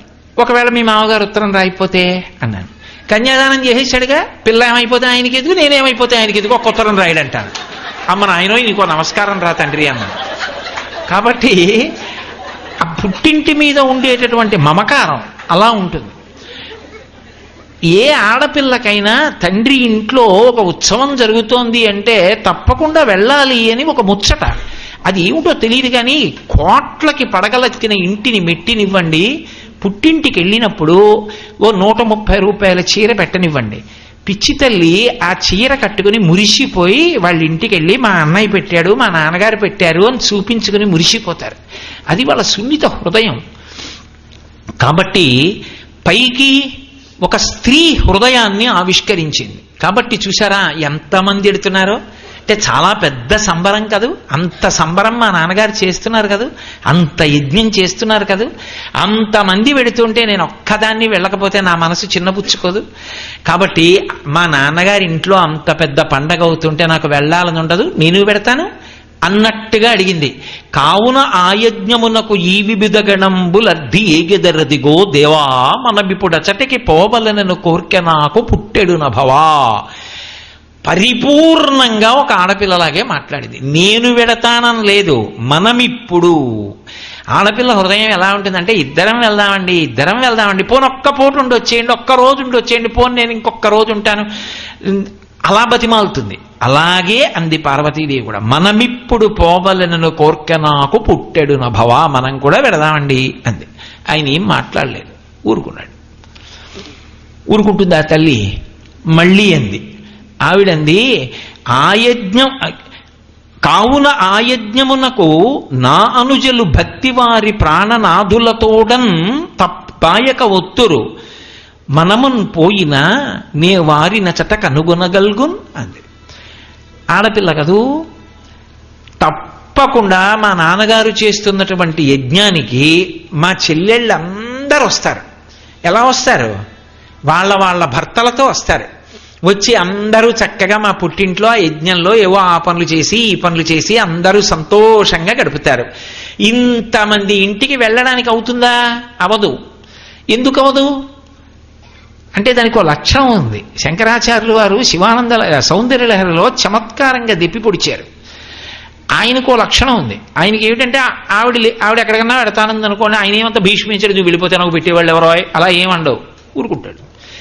కానీ ఆ వేళటికి ఆయన తినవలసి వచ్చింది అనుకోండి, ఏదో ఇప్పుడు నాకు ఎలాగండి భోజనం ఎలాగండి వంట చేసుకుని అంత హడావిడి ఏమి ఉండదు. పక్కింటికి వెళ్ళి నిలబడి భవతి భిక్షాం దేహి అంటాడు. ఎవరి పరువు పోతుంది? ఆవిడేమో బంధువులు ఇంటికి పోయిందండి, ఈయన పాపం భిక్షాందేహి అంటూ వస్తున్నాడు అందరూ. ఆయనకి ఏం పట్టదు, ఆయన శంకరుడు. అందుకని పాపం ఆవిడ ఎక్కడికి వెళ్ళదు, కళ్ళల్లో పెట్టుకు చూసుకుని కామాక్షి అయింది. కాబట్టి మీరు వస్తే ఇంతమంది అక్క చెల్లెళ్ళ ఇంటికి ఎలాగో వెళ్ళాం, కనీసం అక్కడికి వెడితే అందరు వస్తారు, ఒక్కసారి చూడొచ్చు. మనం సాధారణంగా అనే మాట కాదు, ఒక్కసారి వెడితే అందరు వస్తారండి, చూసి సంతోషంగా గడపచ్చు అంటాం కదా. అలాగే అందరు వస్తారండి మా అక్క చెల్లెళ్ళు, అందులో వాళ్ళ పినివిటిలతో వస్తారు, సంతోషంగా గడిపి రావచ్చు రండి అంది. ఏం మాట్లాడలేదు శంకరుడు. ఆవిడికి అర్థమైంది, ఓహో మిమ్మల్ని పిలవలేదు కదూ మా నాన్నగారు, నన్ను పిలవలేదు కదూ, అందుకని మీరు రావడానికి ఇష్టపట్టలేదు, మీరు కదలటం లేదు అని. ఆవిడ సర్వజ్ఞ, ఆవిడ గురుమండల రూపిణి, ఆవిడికి తెలియని శాస్త్రం ఏముంటుంది? ఆవిడ శివుడితోటి ధర్మాన్ని ఆవిష్కరించింది. ఆవిడంది, అనయము పిలువకయుండం చన అనుచితమందువేని జనక గురు సుహృత్ జననాయక గేహములకు చనుచుందురు పిలువకున్న సజ్జనులధిపా అని. మిమ్మల్ని నన్ను పిలవలేదు కాబట్టి మనం వెళ్ళకూడదు అని అనుకుంటున్నారా శంకరా? మీరు నలుగురి ఇంటికి పిలవకపోయినా వెళ్ళాలి. ఎవరెవరిళ్ళకి వెళ్ళాలి? జనక ఆడపిల్లని కన్యాదానం చేసినప్పుడు ఆడపిల్ల తండ్రి చతుర్థీ విభక్తి వేసి కన్యాదానం చేయలేదు, ఓ పంచెల చాప ఇచ్చినట్టు ఇవ్వలేదు. ఆ పిల్లని ధర్మమునకు ఆలంబనంగా ఇచ్చాడు అల్లుడికి. అందుకని పిల్ల మీద అధికారం కన్యాదాతకు ఉంటుంది. ఎప్పుడైనా సరే ఆడపిల్లని చూడాలనిపిస్తే తన ఇంటికి పిలిపించుకునే అధికారం తండ్రికి జీవితాంతము ఉంటుంది తప్ప నేను పంపించను అనే అధికారం అల్లుడికి లేదు. అది ధర్మశాస్త్రం. కాబట్టి జనక తండ్రి గారింటికి పిలుపొస్తేనే వెళ్ళాలన్న మాట అన్వయం కాదు. నేను ఆయన బిడ్డని కనుక ఆయన ఇంట్లో ఉత్సవం జరుగుతుంటే పిలుపు లేకుండా వెళ్ళాలి, అది సజ్జనుల లక్షణం. మా నాన్నగారు పిలవాలని ఎక్కడుంది? కాబట్టి జనక గురువుగారి ఇంట్లో ఉత్సవం అవుతోందనుకోండి, గురువుగారు పిలిస్తే అంతకన్నా అవమానం ఇంకోట్లేదు. గురువుగారు పిలవడం ఏమిటి? గురువుగారు పిలవక్కర్లేదు, శిష్యులు అయిన బిడ్డలు. నాన్నగారికి ఉత్సవం జరుగుతుంటే నాన్నగారు ఇంట్లో ఏదో ఉత్సవం అవుతోందనుకోండి, అవుతుంటే నాన్నగారు బూజులు దులుపుకుని నాన్నగారు చేసుకుంటారా? బిడ్డలు వెళ్ళిపోతారంతే. దానికి పిలిపిందుకు? కాకపోతే సమాచారానికి, ఒరే ఈ పని అవుతోందిరా, రేపు పొద్దున్న నేను మీ అమ్మ కలిసి ఏదో మహారుద్రం చేద్దాం అనుకుంటున్నాం, పీటల మీద కూర్చుంటున్నాను రా అనో మాట చెప్తాడేమో అంతే. అంతేగాని ఒరే మీ అందరు రండి అంటే నాన్నగారండి సెలవలేదు అంటే అంతకన్నా అన్యాయం ఇంకోటి ఉంటుందా? చెప్తే చాలు, నాన్నగారంటే 10 రోజులు ముందు వస్తానంటాడు కొడుకు. ఏం కావాలో చెప్పండి, మీరు అనవసరంగా ఎండలో తిరక్కండి, నేను వచ్చి చేస్తాను, మీ కోళ్ళు వస్తుందంటాడు కదూ. కాబట్టి గురువు గారి ఇంటికి పిలుపక్కర్లేదు, పిలుపక్కర్లేకుండా వెళ్ళాలి. అలా వెళ్ళే అధికారం శిష్యులకు ఉంటుంది. కాబట్టి జనక గురు సుహృత్ మంచి స్నేహితుడైన అటువంటి మంచి స్నేహితుడి ఇంటికి పిలుపక్కర్లేదు, ఆయన పిలవక్కర్లేదు. ఆయన నాకు సుహృత్ అన్నాను అనుకోండి, ఆయన నాకు మంచి స్నేహితుడు అన్నాను అనుకోండి, ఆయన ఇంట్లో కార్యానికి ఆయన నన్ను పిలవక్కర్లేదు, నేను వెళ్ళి పెద్దరికం వహించాలి, నేను వెళ్ళి సహాయం చెయ్యాలి, అప్పుడే సుహృత్. కాబట్టి సుహృత్ జననాయక, భూమిని పరిపాలించేటటువంటి రాజుగారి ఇంట్లో ఉత్సవం జరుగుతున్నప్పుడు పిలుపక్కర్లేదు, తనంత తాను వెళ్ళిపోవాలి రాజ్యంలో ఉన్నవాళ్ళు. కాబట్టి అనయము పిలువకయుండం చన అనుచితమందువేని జనక గురు సుహృత్ జననాయక గేహములకు చనుచుందురు పిలువకున్న సజ్జనులధిప. పిలవకపోయినా సజ్జనులైనటువంటి వాళ్ళు ఈ 4 ఇళ్లకి వెడతారే. మరి నన్ను మా నాన్నగారు పిలవలేదని నేను ఎందుకు ఆగిపోవాలి? మిమ్మల్ని పిలవలేదని మీరెందుకు ఆగిపోవాలి? మీరు పుత్రపంచకంలోకి వస్తారుగా, మీకు పిలుపక్కర్లేదు, నాకు పిలుపక్కర్లేదు, రండి వెళదాం దక్ష ప్రజాపతి గారి ఇంటికి, మా నాన్నగారి ఇంటికి అంది ఆమె. ఆయన అన్నాడు, అప్పటి వరకు మాట్లాడలేదు. మాట్లాడకుండా అప్పుడు పార్వతీదేవి వంక తిరిగి, ఇవన్నీ లోకం కోసం చెప్పే విషయాలు, వాళ్ళిద్దరూ నిజంగా మాట్లాడుకోవాల్సిన అవసరం లేదు, అందులో ఒక పెద్ద ధర్మం దాగి ఉంది. తర్వాత చెప్తాను ఆఖరణ. ఆయన అన్నాడు, కుటిల బుద్ధులైన కుజనుల ఇండ్లకు ఆర్యులేగవారనాదరమున బొమలు ముడులు వేయిచి భూరిరాక్షాక్షులై చూచురదియుగాక సుదతి వినుము అన్నాడు. పార్వతి, తలకాయ తీసేయక్కర్లేదు, వేరే అనార్యులుంటారు కొంతమంది, వాళ్ళకి బుద్ధి ఇంగిత జ్ఞానం ఉండవు. ఎంతో ప్రేమతో ఇంటికి బంధువు వస్తే తలుపు తీసి వాళ్ళని చూడగానే బొమలు ముడులు వేయించి భూరిరోషాక్షులై ఇలా కనుబొమలు ముడివేసి కోపంతో ఇలా ఓసారి చూసి రండి కూర్చోండి అని కూడా అనరు, పలకరించరు, మాట్లాడరు, కూర్చోమ్మని లోపలికి వెళ్ళిపోతారు. వాళ్ళ పనిలో వాళ్ళు ఉంటారు. చాలాసేపు నువ్వు కూర్చుని స్వతంత్రించి నువ్వే లోపలికెళ్ళి మాట్లాడే ప్రయత్నం చేస్తావు, పరమ విసుగ్గా మాట్లాడతారు. అప్పుడు చాలా బాధపడతావు. వాళ్ళు కుజనులు, వాళ్ళకి ప్రవర్తన తెలియదు, సంస్కారహీనులు. అటువంటి వాళ్ళ ఇంటికి వెడితే చాలా అవమానపడతావు, ఆ భారం నువ్వు తట్టుకోలేవు. అందుకు నేను మాట్లాడటం లేదు. మీ నాన్న నిన్ను ఆదరించాడు, నా మాట విను. కాబట్టి ఎంత లోకధర్మం చెప్పాడండి. ఇప్పటికీ లేరా అలాంటి వాళ్ళు? బంధుజనంలోనే ఉంటారు. బంధువు ఇంటికి వెళితే కనీసంలో కనీసం ఇంటికి వచ్చినప్పుడు తలుపు తీసి మర్యాదతో కూర్చోమ్మని చెప్పాలి. కనీసం తలుపు తీసి పెదవి విప్పి పలకరించకుండా వచ్చి కూర్చోమ్మని కూడా అనకుండా లోపలికి వెళ్ళిపోతే వెళ్ళినవాడు నిలువున చచ్చిపోడు. ఎంత దారుణమైన నడవడి. ఎక్కడో దక్ష ప్రజాపతిని అండం ఎందుకు? శంకరుడు లోకానికంతటికీ నీతి చెప్పాడు, అలా బ్రతకకండి, తప్పని చెప్పాడు. కాబట్టి కుటిల బుద్ధులైన కుజనుల ఇండ్లకు ఆర్యులేగవార్ అనాదరమున బొమలు ముడిలి వేయిచి భూరిరోషాక్షులై చూచురదియుగాక సొదతి వినుము. విను, దక్షుని తనూభవలలో నీవు ప్రియపుత్రికవైనను నా సంబంధముచే ప్రేమబడయ జాలవు తరుణి అన్నాడు. నిస్సందేహంగా దక్ష ప్రజాపతికి ఉన్నటువంటి కుమార్తెలందరిలో ఆయనకి నువ్వంటే చాలా ఇష్టం. కానీ ఇవాళ నువ్వు నా భార్యవి, అందుకే నా మీద ఆయనకి ఇక్కడ వరకు కోపం ఉంది. అప్పుడు చెప్పాడు జరిగిన సంఘటన. అత్త మీద కోపం దుత్త మీద చూపించినట్టు నా మీద కోపం నీ మీద చూపిస్తాడు. అందుకు నిరీశ్వర యాగం. నీకే అవమానం చెయ్యక్కర్లేదు పార్వతి, పలకరించాడు. కన్న తండ్రే కూతురు దిగొస్తుంటే ఏమనక్కర్లేదు, ఒక్క ముద్దు పేరు పెట్టి పిలిచాడు అనుకోండి. కూతురు వాహనం దిగి లోపలికి వస్తోంది అనుకోండి, సంతోషంగా మా నాన్నగాడు నువ్వు వచ్చావురా, ఇప్పుడు రా, కళొచ్చింది ఇంటికి అని ఒక్క మాట అన్నాడు అనుకోండి, అంత పొంగిపోతుంది. 2 రోజులు ప్రయాణం చేసి వచ్చిన ఆడపిల్ల ఇలా చూసి ఆ పక్కకి తిరిగి ఓ పనులు పురమాయించుకుంటూ కూతురు నిలబడినా కూడా పలకరించకుండా అటు తిరిగి తండ్రి వెళ్ళిపోయాడు అనుకోండి, చివుక్కుమని ఆకలి చచ్చిపోయి లోపలికి వెళ్ళి ఏంటమ్మా నాన్నగారు, కనీసం నాన్న రాని కూడా అనలేదు ఏంటమ్మా అని ఎంతో చిన్నపుచ్చుకుంటుంది. అందులో విచిత్రం ఏమో కానీ కొడుకు చాలా దగ్గరగా మాట్లాడతాడు, ఆడపిల్ల అంత చనువుగా తండ్రి దగ్గరికి వచ్చి మాట్లాడదు, కానీ గుండెల నిండా ప్రేమ పెంచుకుంటుంది. అసలు లోకంలో తండ్రులు కూడా అంతే, ఎందుకో కానీ మరి ఆడపిల్ల మీద ఎక్కువ ప్రేమ ఉంటుంది. బహుశः కొడుకు దగ్గరికి నేను ఎప్పుడైనా వెళ్ళగలను, కొడుకు నా దగ్గరికి ఎప్పుడైనా వస్తాడు, కానీ కూతురు దగ్గరికి వెళ్ళి అన్నాళ్ళు ఉండలేను కదా.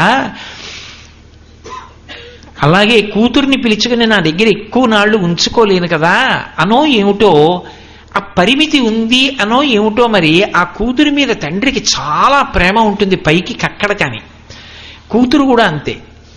ఎందుకని అంటే ఓ చమత్కారం ఉంటుంది. ఏదో ఇంట్లో ఫంక్షన్ అయిందనుకోండి, ఆ వచ్చిన బహుమానాలు ఉంటాయి, అన్నయ్య చెల్లి కలిసి ఆ అట్టపెట్లన్నీ విప్పి చూసుకుంటున్నారు అనుకోండి, అన్నయ్య పరాచికం ఆడతాడు. ఏమంటాడంటే ఇవన్నీ మాకు వచ్చినవి, నీకెందుకే ఇవన్నీ, ఏమైనా మంచి ఉంటే పట్టుకోదామనే అంటాడు. ఎవరు? ఇద్దరూ కలిసి ఆ ఇంట్లో పుట్టిన వాళ్ళు. నోరు ముయ్యరా, నాకేం అక్కర్లేదు, మీ బావగారు నేను అడిగితే బోల్డ్ అని కొనిపెడతారు అని పొడుచుకు చెప్తుంది. ఎన్ని మాటలు చెప్తుందో, నాన్నగారండి అన్నయ్య అలా అంటాడు, ఈ పెట్లు కానీ నేను ఇప్పుడు ఇప్పానంటే అంటుంది. అది బాధ, ఈ ఇంటి పిల్లని అంత మాట అంటారా అని. అదే అమ్మా అవన్నీ విప్పి చూడరా, ఆ బీరువా తీరా అన్నారనుకోండి, ఎంత పొంగిపోతుందో. పిచ్చి తల్లి, ఆ అమ్మాయికి ఎందుకండి, ఇచ్చినా పట్టుకెళ్ళదు. కానీ ఆ స్వాతంత్రం తీసేస్తే తట్టుకోలేదు ఆడపిల్ల. తండ్రి చూసి పలకరించకపోతే ఒప్పుకోదు. అమ్మవారు ఎంత కిందకొచ్చి స్త్రీ ధర్మాన్ని ఆవిష్కరిస్తుందో చూడండి. ఆ అమాయకత్వం, ఆ బేలతనం. ఓ చెల్లిగా ఉన్నా అంతే. అన్నవు నీవు చెల్లెలికి అక్కట మన్నన చేయుటో మాడలిచ్చుటో చీరలు సారెలిచ్చుటో చేయక మిన్నుల మోతని నిజము మీలని చంపకుమన్న అంటారు. అన్నా అన్నా అన్నా అన్నా అని 10 మాటలంటే పోగిపోతుంది చెల్లి. కాబట్టి అటువంటి పిల్లవి కదా, అందులో నువ్వు చాలా ప్రియమైన కూతురు కదా. ఇంతకుముందు మీ నాన్నగారు నువ్వు కనపడితే 10 మాటలు పిలిచి ఆదరించారు కదా. మీ నాన్నగారు అలా పిలవడానికి అలవాటు పడిపోయిన దానివి కదా. ఇప్పుడు నువ్వు వాహనం దిగి లోపలికెడుతుంటే మీ నాన్నగారు పలకరించారు. మీ నాన్నగారంటే సభలో వాళ్ళకి భయం. ఆయనకి ఇష్టం లేని పని చేస్తే ఆయన వాళ్ళని శపిస్తాడని ఎవ్వరూ పలకరించారు. నువ్వు వాహనం దిగి లోపలికెళ్ళి ఒక్కదానివే పలకరించేవాళ్ళు లేక స్నానం చేసి బట్ట కట్టుకుని బయటికి వస్తే అందరూ ఏదో చేస్తుంటే నువ్వు వెళ్ళి చేస్తానన్నా నిన్ను ముట్టుకోనివ్వరు. అప్పుడు చాలా బాధపడతావు. నా మాట విను. కాబట్టి దక్షుని తనూభవలలో ప్రియసుతవైనను నా సంబంధము చే కీర్తి బడయ జాలవు తరుణి, నీకక్కడ సుఖం లభించదు. నా మాట విను, వెళ్ళవద్దు. ఎంత ధర్మం చెప్పాడండి మహానుభావుడు, ఎంత నిష్పక్షపాతంగా మాట్లాడాడు.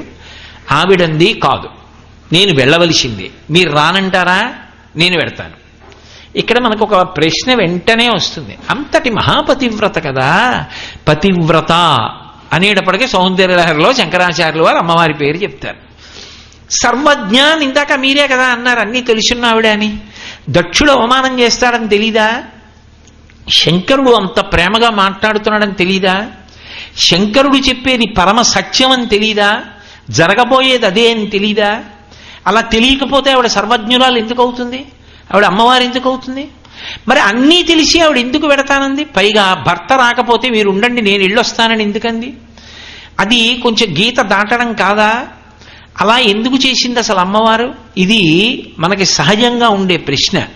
దీనికి జవాబు పురాణం కాదు, వేదం చెప్పింది. యజుర్వేదంలో తెల్లవారు లేస్తే పరమేశ్వరుడికి అభిషేకం చేస్తుంటారు శివలింగానికి. శివలింగానికి అభిషేకం చేసేటప్పుడు ఒక మంత్రం చెప్తారు. శివా రుద్రస్య భేషజీ, శివా విశ్వాహ భేషజీ అంటారు. ఆ భేషజీ అంటే ఔషధం, మందు. ఆమె లోకమునకు మందు, ఆమె శివునకు మందు. ఏమిటి దాని అర్థం? మన ఇంట్లో వ్యవహారం ఎలా ఉంటుందో ఈ సమస్త జగత్ అనేటటువంటి కుటుంబానికి తల్లిదండ్రులైన పార్వతీ పరమేశ్వరుల వ్యవహారం అలాగే ఉంటుంది. అమ్మ కోపం తాటాకు మంట, అదేం పెద్ద వేడు ఉండదు. ఇప్పుడు పైగా అమ్మ కోపంలో ఉండే విచిత్రం ఏమిటో తెలుసా? అసలు వాణ్ణి దెబ్బలాడటం కాదు, ఈవిడ ఏడుస్తుంది.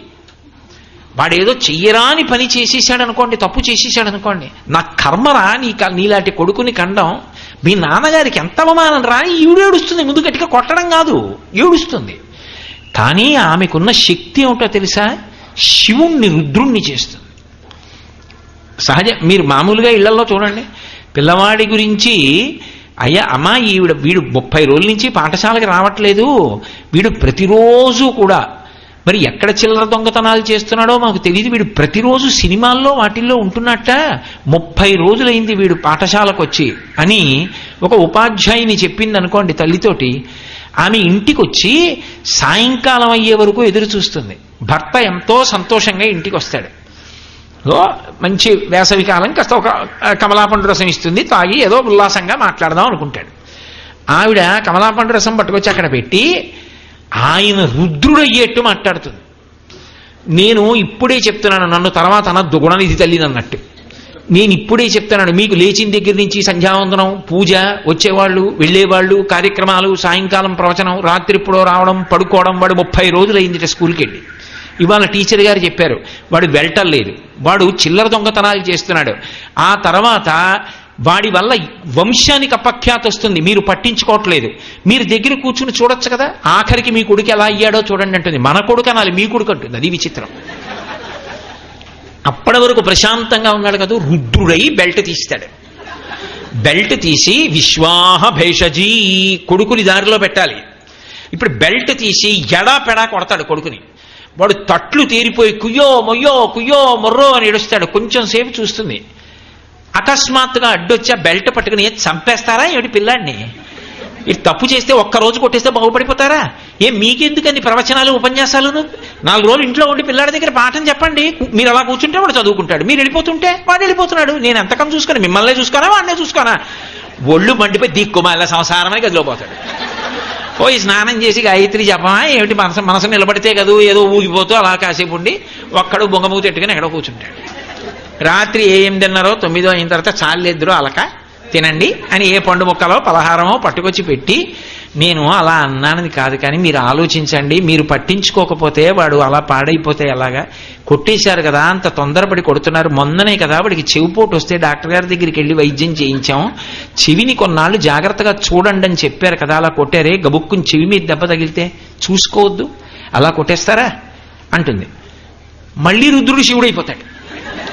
అయిపోయి గబగబా పిల్లాడు పడుకున్న గదిలోకి వెళ్తే వాడు వెక్కి వెక్కి వెక్కి ఏడ్చి పడుకుంటే వాడి చొక్కా పైకెత్తి, ఎంతైనా పురుషుడు కదూ, కళ్ళమ్మట నీళ్లు పెట్టుకోలేక అయ్యయ్యో ఎలా కొట్టేశాను అని, వీడికి ఇంక ఇలా కాదు, రేపటి నుంచి నేను వీడితో కూర్చుంటాను, టికెట్లన్నీ క్యాన్సిల్ చేసేయి, ఆల్ ప్రోగ్రామ్స్ క్యాన్సిల్ అంటే అని కొడుకుతో కూర్చుంటానంటాడు. అంటే ఇప్పుడు శివుణ్ణి రుద్రుణ్ణి చేసింది, రుద్రుణ్ణి శివుణ్ణి చేసింది. దేనికోసం? విశ్వాస భేషజీ, లోకంలో మార్గంలో పెట్టడానికి శివుణ్ణి రుద్రుణ్ణి, రుద్రుణ్ణి శివుణ్ణి ఆవిడ చెయ్యగలదు. శివా అంటే అమ్మవారు, అదావిడ శక్తి. తల్లిగా జగత్తునంతటినీ శివుడి చేత దెబ్బ కొట్టించి దారిలో పెడుతుంది. గాడి తప్పారు కదూ, దక్ష ప్రజాపతి గాడి తప్పాడు. అతనికి భయపడి లోకమంతా గాడి తప్పింది. నిరీశ్వర యాగానికి పెడుతున్నారు వీళ్ళందరూ. పోన్లేని శివుడు కాబట్టి ఊరుకుంటాడు, ఇదే మొదలెడతారు. కాబట్టి వీళ్ళందరినీ దారిలో పెట్టాలి, రుద్రుణ్ణి చేసి ఒక్క దెబ్బ కొట్టించాలి. అందుకెడుతోంది ఆవిడ. వేదం ఏం చెప్పిందో ఆ కర్తవ్యత నిర్వహణ కొరకు పెడుతోంది, తెలియక కాదు ఆవిడ ఎడుతున్నది. అందుకే ఆ ఇద్దరి యొక్క తత్వాన్ని వేదం అలా చెప్తే కాళిదాస మహాకవి పొంగిపోయి వాగర్ధ వివసంపృక్తం వాగర్ధ ప్రతిపత్తయే జగత పితరం వందే పార్వతీ పరమేశ్వరవు అన్నాడు. వాళ్ళిద్దరూ జగత్తుకంతటికి తల్లిదండ్రులు. అందుకే ఆ తల్లి తిన్నగా దక్ష ప్రజాపతి యాగానికి వెళ్ళింది. యాగానికి వెళ్ళింది. పరమశివుడు వెంటనే తన ప్రమదగణాలని పిలిచి, ఆవిడ స్థాయికి ఎక్కడ తక్కువ కాకూడదు, కాబట్టి మీ అందరూ కూడా అనుగమించి వెళ్ళండి, వెళ్ళి వెనక ఛత్రం పట్టండి, ఆవిడ కట్టుకోవలసిన చీనాంబరాలు, పెట్టుకోవలసినటువంటి నగలు, పెట్టెలతో అన్నీ పట్టుకుని వెళ్ళండి, క్షేమంగా తీసుకెళ్ళి క్షేమంగా తీసుకురండి అని పంపించాడు. ప్రమదగణాలన్నీ ఆవిడ వెంట బయలుదేరాయి. వెళ్ళి వాహనం దిగి లోపలికెళ్ళింది. చనుదించిన అమ్మగువను జననియు సోదరులు తక్క, దక్షుని భయము వలన ఆ సభలోని జనులొక్కరైనను పలకరింప రైతి మహాత్మా. ఒక్క తల్లి మాత్రం, తల్లే కదూ, అమ్మ మాత్రం గబగబా పైకొచ్చి, అమ్మా వచ్చావే, నువ్వు రాకపోతే చిన్నపోయింది రా అంది. కానీ ఆవిడ చిన్నబుచ్చుకుంది. ఎందుకని? భర్త పిలవలేదు, కోపం పెట్టుకుని చేస్తున్నాడు ఆ యాగం. తన భర్త తనకెంతో, ఆమె భర్త ఆమెకంత కాదు. ఆ పిల్ల కళ్ళమ్మ నీళ్ళు ఎట్టుకుంటే ఈవిడ తట్టుకోగలదా? అందుకని ఆవిడ బాధ. అన్నదమ్ములు వచ్చారు, ఎంతైనా తోడ పుట్టిన వాళ్ళు కదూ, వాళ్ళు వచ్చారు. రామ్మ దాక్షాయిని అన్నారు. సభలో అంతమంది ఉంటే ఒక్కడు శివుని ఇల్లాలు అమ్మవారు వచ్చిందని అన్నవాడు లేడు. ఆవిడ లోపలికి వెళ్ళలేదు. వెళ్లకుండా తిన్నగా యజ్ఞశాల దగ్గరికి వెళ్ళి దక్ష ప్రజాపతి దగ్గర నించుని ఆవిడ ప్రశ్న చేసింది. పరగ చితాస్తి భస్మ రుకపాల జటాధురుడున్ పరేత భూచరుండని శర్వు నమంగళుగా తలంపరెవ్వరున్ ఒక్క నీవు తప్ప, మరి ఆ మహాత్ము చరణ సరోజ లేశములన్ సమ్మతి దల్పరే మస్తకంబులన్ అని అడిగింది. ఆవిడండి, ఏమయ్యా, ఏమిటి శివుడు శ్మశానవాసి అంటున్నావు, నీ ఇష్టం వచ్చినట్టు మాట్లాడుతున్నావు, నిరీశ్వర యాగం చేస్తున్నావు. తండ్రి, నిన్ను ప్రశ్న వేస్తున్నాను. పరగ చితాస్తి భస్మ రుకపాల జటాధురుడున్ పరేత భూచరుండని పిశాచయుక్తుడని శర్వు నమంగళుగా తలంపరెవ్వరున్. లోకంలో పైకి అమంగళంగా కనపడతాడు, ఏదో కపాలమాల వేసుకుంటాడు, కానీ నిజంగా లోకంలో ఏదైనా అమంగళమైంది కనపడింది అనుకోండి, శివశివ అంటాం. ఆయన పైకి అమంగళంగా కనపడతాడు, కానీ ఆయనంత మంగళప్రదుడు లోకమునందు లేడు. నీకు తెలియదా ఈ విషయం? పునుకల పేరు కంఠమున భూరి భుజంగము భూషణంబుగా అనయము భస్మధారణము యద్రి నివాసము మీరు విల్లుగా అనుబుగ దంతి చర్మమును హస్తములందు కపాలచూలముల్ పడివడిదాల్తూ శంకరు కృపావరు రూపమును ఆశ్రయించదన్. ఆయన చేతకాక పట్టుకున్నాడా? ఆయన శ్మశానంలో ఎందుకుంటాడో నీకు తెలీదా? ఆయన శ్మశానంలో ఎందుకుంటాడు అంటే, చచ్చిపోయేటంత వరకు అక్కర్లేని చోట్లన్నింటిలోనూ తిరిగి ఎన్నడూ శ్మశానానికి వెళ్ళని వాడు చచ్చిపోయిన తర్వాత కాళ్ళు చేతులు కట్టి కొత్త కర్రల మీద పట్టుకెళ్ళి తీసుకెళ్లి దహించేస్తే వాడిలో ఉన్న జీవుడే పైకి లేచి ఒక్కడు నిలబడి ఏడుస్తుంటే ప్రదోషవేళ అయిపోయిన తర్వాత కొడుకు కూడా పక్కన లేకుండా అందరూ ఇంటికి వెళ్ళిపోతే అయ్యో నాది నాదనుకున్న ఈ శరీరం కూడా కాలిపోయిందని ఏడుస్తుంటే చచ్చిపోయిన వాడు ఇంకొక మాట చచ్చిపోకుండా ఉండడానికి ఓదార్చడానికి నాన్నవాడు ఒక్కడక్కడ ఉండడని నేనున్నాను పార్వతి అని చెప్పాడు మహాభారతం అనుశాసనిక పర్వంలో. అంతటి ఉదారుడు నీకు తెలియదా? ప్రజాపతివి, నీ తండ్రి బ్రహ్మగారు కోరితే కదా అక్కడ ఉంటున్నాడు తప్ప ఆయనకి చేతకాక కైలాసం ఉన్నవాడు అక్కడ ఉంటున్నది. నీ ఇష్టం వచ్చినట్లు మాట్లాడుతున్నావుట శంకరుడి గురించి. పరగచితాస్తి భస్మర కపాల జటాధురుడున్ పరేత భూనికేతనుండు పిశాచయుక్తుడని శర్వు నమంగళుగా తలంపరెవ్వరున్ ఒక్క నువ్వు తప్ప అలా ఎవరు మాట్లాడరు. మరి అమ్మ ఆ సరోజ గర్భుడు అమ్మహాత్ము చరణ సరోజ లేశములన్ సమ్మతి దల్పరె మస్తకంబులన్. నిన్ను కన్న తండ్రి చతుర్ముఖ బ్రహ్మగారంతటి వాడు ఆ మహాత్ముని యొక్క పాదములకు అంటుకున్నటువంటి ధూళి తీసి 4 శిరస్సుల మీద 4 కిరీటముల మీద చల్లుకుంటున్నాడే. మరి నిన్ను కన్న తండ్రికే అంత గౌరవం ఉంటే నువ్వెలా శంకరుడి గురించి తక్కువ చేసి మాట్లాడుతున్నావు? నిరీశ్వరయాగం ఎందుకు చేస్తున్నావు? శివుడికి హవిస్సు లేకుండా యజ్ఞం చేయవలసిన అవసరం ఎందుకు కలిగింది అని ఆమె అడిగితే ఇలా తల తిప్పలేదు, ఒక్క ప్రశ్నకి జవాబు చెప్పలేదు. ఆవిడ చూసింది శంకరుణ్ణి రుద్రుణ్ణి చెయ్యాలి, అప్పుడు తప్ప ఈ వ్యవస్థకి జవాబు దొరకదు. అందుకే ఆవిడంది, నువ్వు నన్ను అర్థించి ప్రార్థించి తపిస్తే నీకు కుమార్తెగా వచ్చాను. ఈ శరీరంతో నేను ఉన్నంతసేపు నన్ను చూస్తే దాక్షాయణి అని పిలుస్తారు. ఏ శంకరుణ్ణి నింద చేశావో, ఏ శంకరుడికి హవిస్సు లేని యాగం చేశావో అటువంటి నీకు కుమార్తెగా నేను ఉన్నప్పుడు ఈ పేరుతో నన్ను శంకరుడు ప్రేమతో దాక్షాయణి అంటే నా ఒళ్ళు జుగుప్స పొందుతుంది. నువ్వు జ్ఞాపకానికి వచ్చి శివనింద చేసిన నీకు కుమార్తెగా నేను ఇక ఉండను. నరుడ జ్ఞానమునన్ భుజించిన జుగుప్సంబైన ఎన్నంబు సయ్యన వెళ్ళించి పవిత్రుడైన గతి దుష్టాత్ముండవై ఈశ్వరున్ అఘను నిందించిన నీ తనూభవ అనంగా ఓర్వ హీయభాజనమైన ఈ శరీరమున్ విడిచి భాస్వచ్యుద్ధి ప్రాపించదన్ అంది. ఏ మహాత్ముడైనటువంటి శంకరుణ్ణి నింద చేశావో అటువంటి నీకు కుమార్తెగా ఈ శరీరంతో దాక్షాయిణి అని పిలిపించుకుంటూ ఈ భూమి మీద ఉండడానికి నేను ఇచ్చగించను. అందుకే నేను ఈ శరీరాన్ని విడిచిపెట్టేయాలి అని నిర్ణయించుకున్నాను. యోగాగ్ని యందు ఈ శరీరాన్ని వదిలిపెట్టేస్తున్నాను. శివనింద చేసిన నీ కుమార్తెగా నీ తనూభవ అనంగా ఓర్వ, నీ కుమార్తెని నీకు అనిపించుకోను. ఈ శరీరంతో ఉంటే నీ కుమార్తెని అంటారు, దాక్షాయిణి అంటారు. అందుకే ఈ శరీరంతో ఉండను అందామె అని. నరుడ జ్ఞానమునన్ భుజించిన జుగుప్సంబైన ఎన్నంబు సయ్యన వెళ్ళించి పవిత్రుడైన గతి. తెలియక బల్లిపడిన పులుసు అన్నం తినేశాడు. ఆఖరణ పులుసు అడుగున బల్లి కనపడింది. చాలా రుచిగా ఉంది పులుసుని కక్కకుండా ఉంచుకుంటాడా? నోట్లో వేలు పెట్టుకుని కక్కేసినట్టు నువ్వు ఇంత దుర్మార్గుడవని తెలిసిన తర్వాత ఇక నీ కుమార్తెగా ఈ శరీరంతో ఉండను, విడిచిపెట్టేస్తున్నానని ఉత్తర క్షణంలో ఆమె యోగాగ్ని రగిల్చి దాని యందు తన శరీరాన్ని విడిచిపెట్టేసింది. విడిచిపెట్టేగానే అక్కడి నుంచి ఆ ప్రమదగణాలన్నీ కూడా ఉగ్రతని పొందాయి. వెంటనే భృగువు కొన్ని గణాలని సృష్టించాడు. వాళ్ళిద్దరి మధ్య యుద్ధం జరిగింది. ప్రమదగణాలు ఓడిపోయారు. వెళ్ళి పరమశివుడితో చెప్పారు. ఆమె ప్రయోజనం ఏమిటి? ఆయన్ని రుద్రుణ్ణి చెయ్యాలి. పరమ ప్రశాంతంగా కూర్చున్నాడు. కూర్చున్న శివుడి దగ్గరికి వెళ్ళి చెప్పారు, దాక్షాయణికి అవమానం జరిగింది, నిన్ను అవమానిస్తున్నాడని దక్ష ప్రజాపతిని ప్రశ్న చేసింది, జవాబు చెప్పలేదు. ఆమె ఆగ్రహించి శరీరం వదిలేసింది పుట్టింట్లో అన్నారు. అంతే. ఆ మాట విన్నాడు. ఆద్యుండుగ్రుడు నీలకంఠుడి బదైచారాతి దష్టోష్టుడై ఆజ్యద్భూరి మృగేంద్ర ఘోషమున భీమ ప్రక్రియన్ నవ్వుచున్ విద్యుద్వహ్ని శిఖా సముచ్చయి రుచిన్ వెల్గొందు చెంచెజ్జటన్ సద్యక్రోధము తోడ పుంచి వైచంక్ష్మా చక్ర మధ్యంబునన్.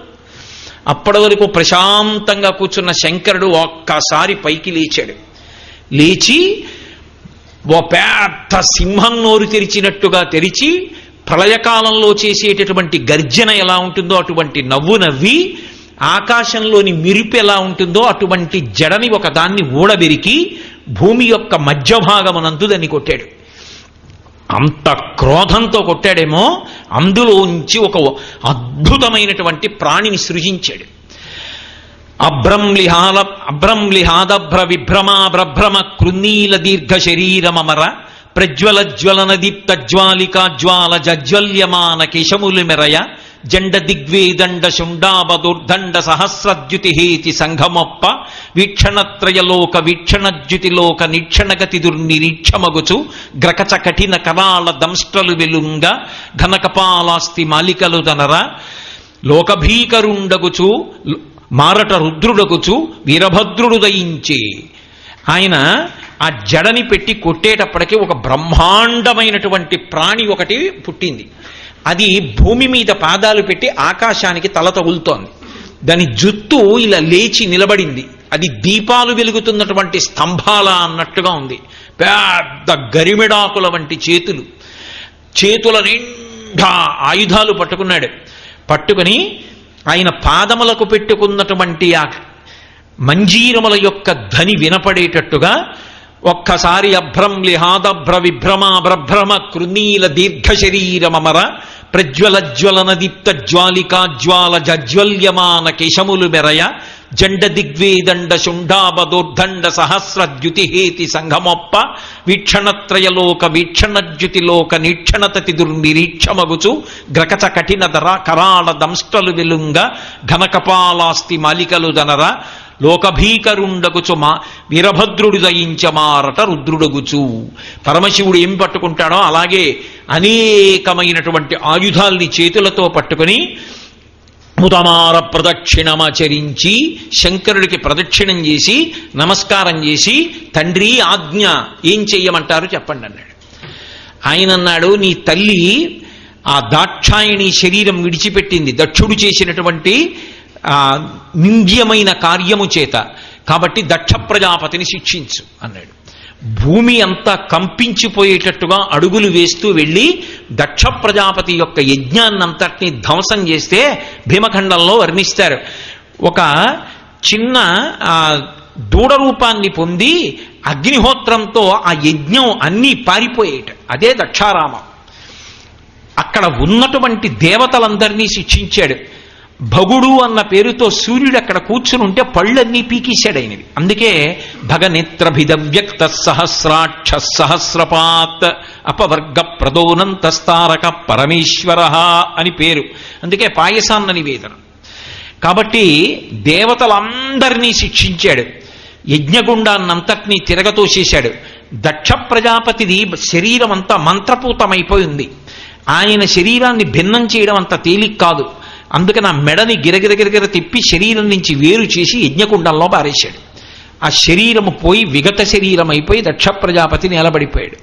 అప్పుడు దేవతలందరూ బుద్ధి తెచ్చుకుని శంకరుడి జోలికెళ్ళి నిష్కారణంగా ఇన్ని రుద్రుణ్ణి చేశాం, వెళ్ళి ఆయన దగ్గర క్షమాపణ చెప్దాన్ని రమ్మని బ్రహ్మదేవుడు వచ్చి, ఎందుకురా మీకు అక్కర్లేని పనులు శంకరుడి జోలికెళ్ళడం ఏమిటి, నిరీశ్వర యాగం ఏమిటి, బుద్ధిహీనులు చెయ్యవలసిన పని చెయ్యకండి అని బుద్ధి చెప్పాడు. తల్లి శరీరం విడిచిపెట్టే ముందు మరణవాంగ్మూలం అంటారే, అలా ఒక సందేశాన్ని చెప్పింది. భవో నహోద్వేష్టి శివం శివేతరహ అంది. శివుణ్ణి ద్వేషించిన వాడికి శివముండదు, మంగళముండదు అని చెప్పింది.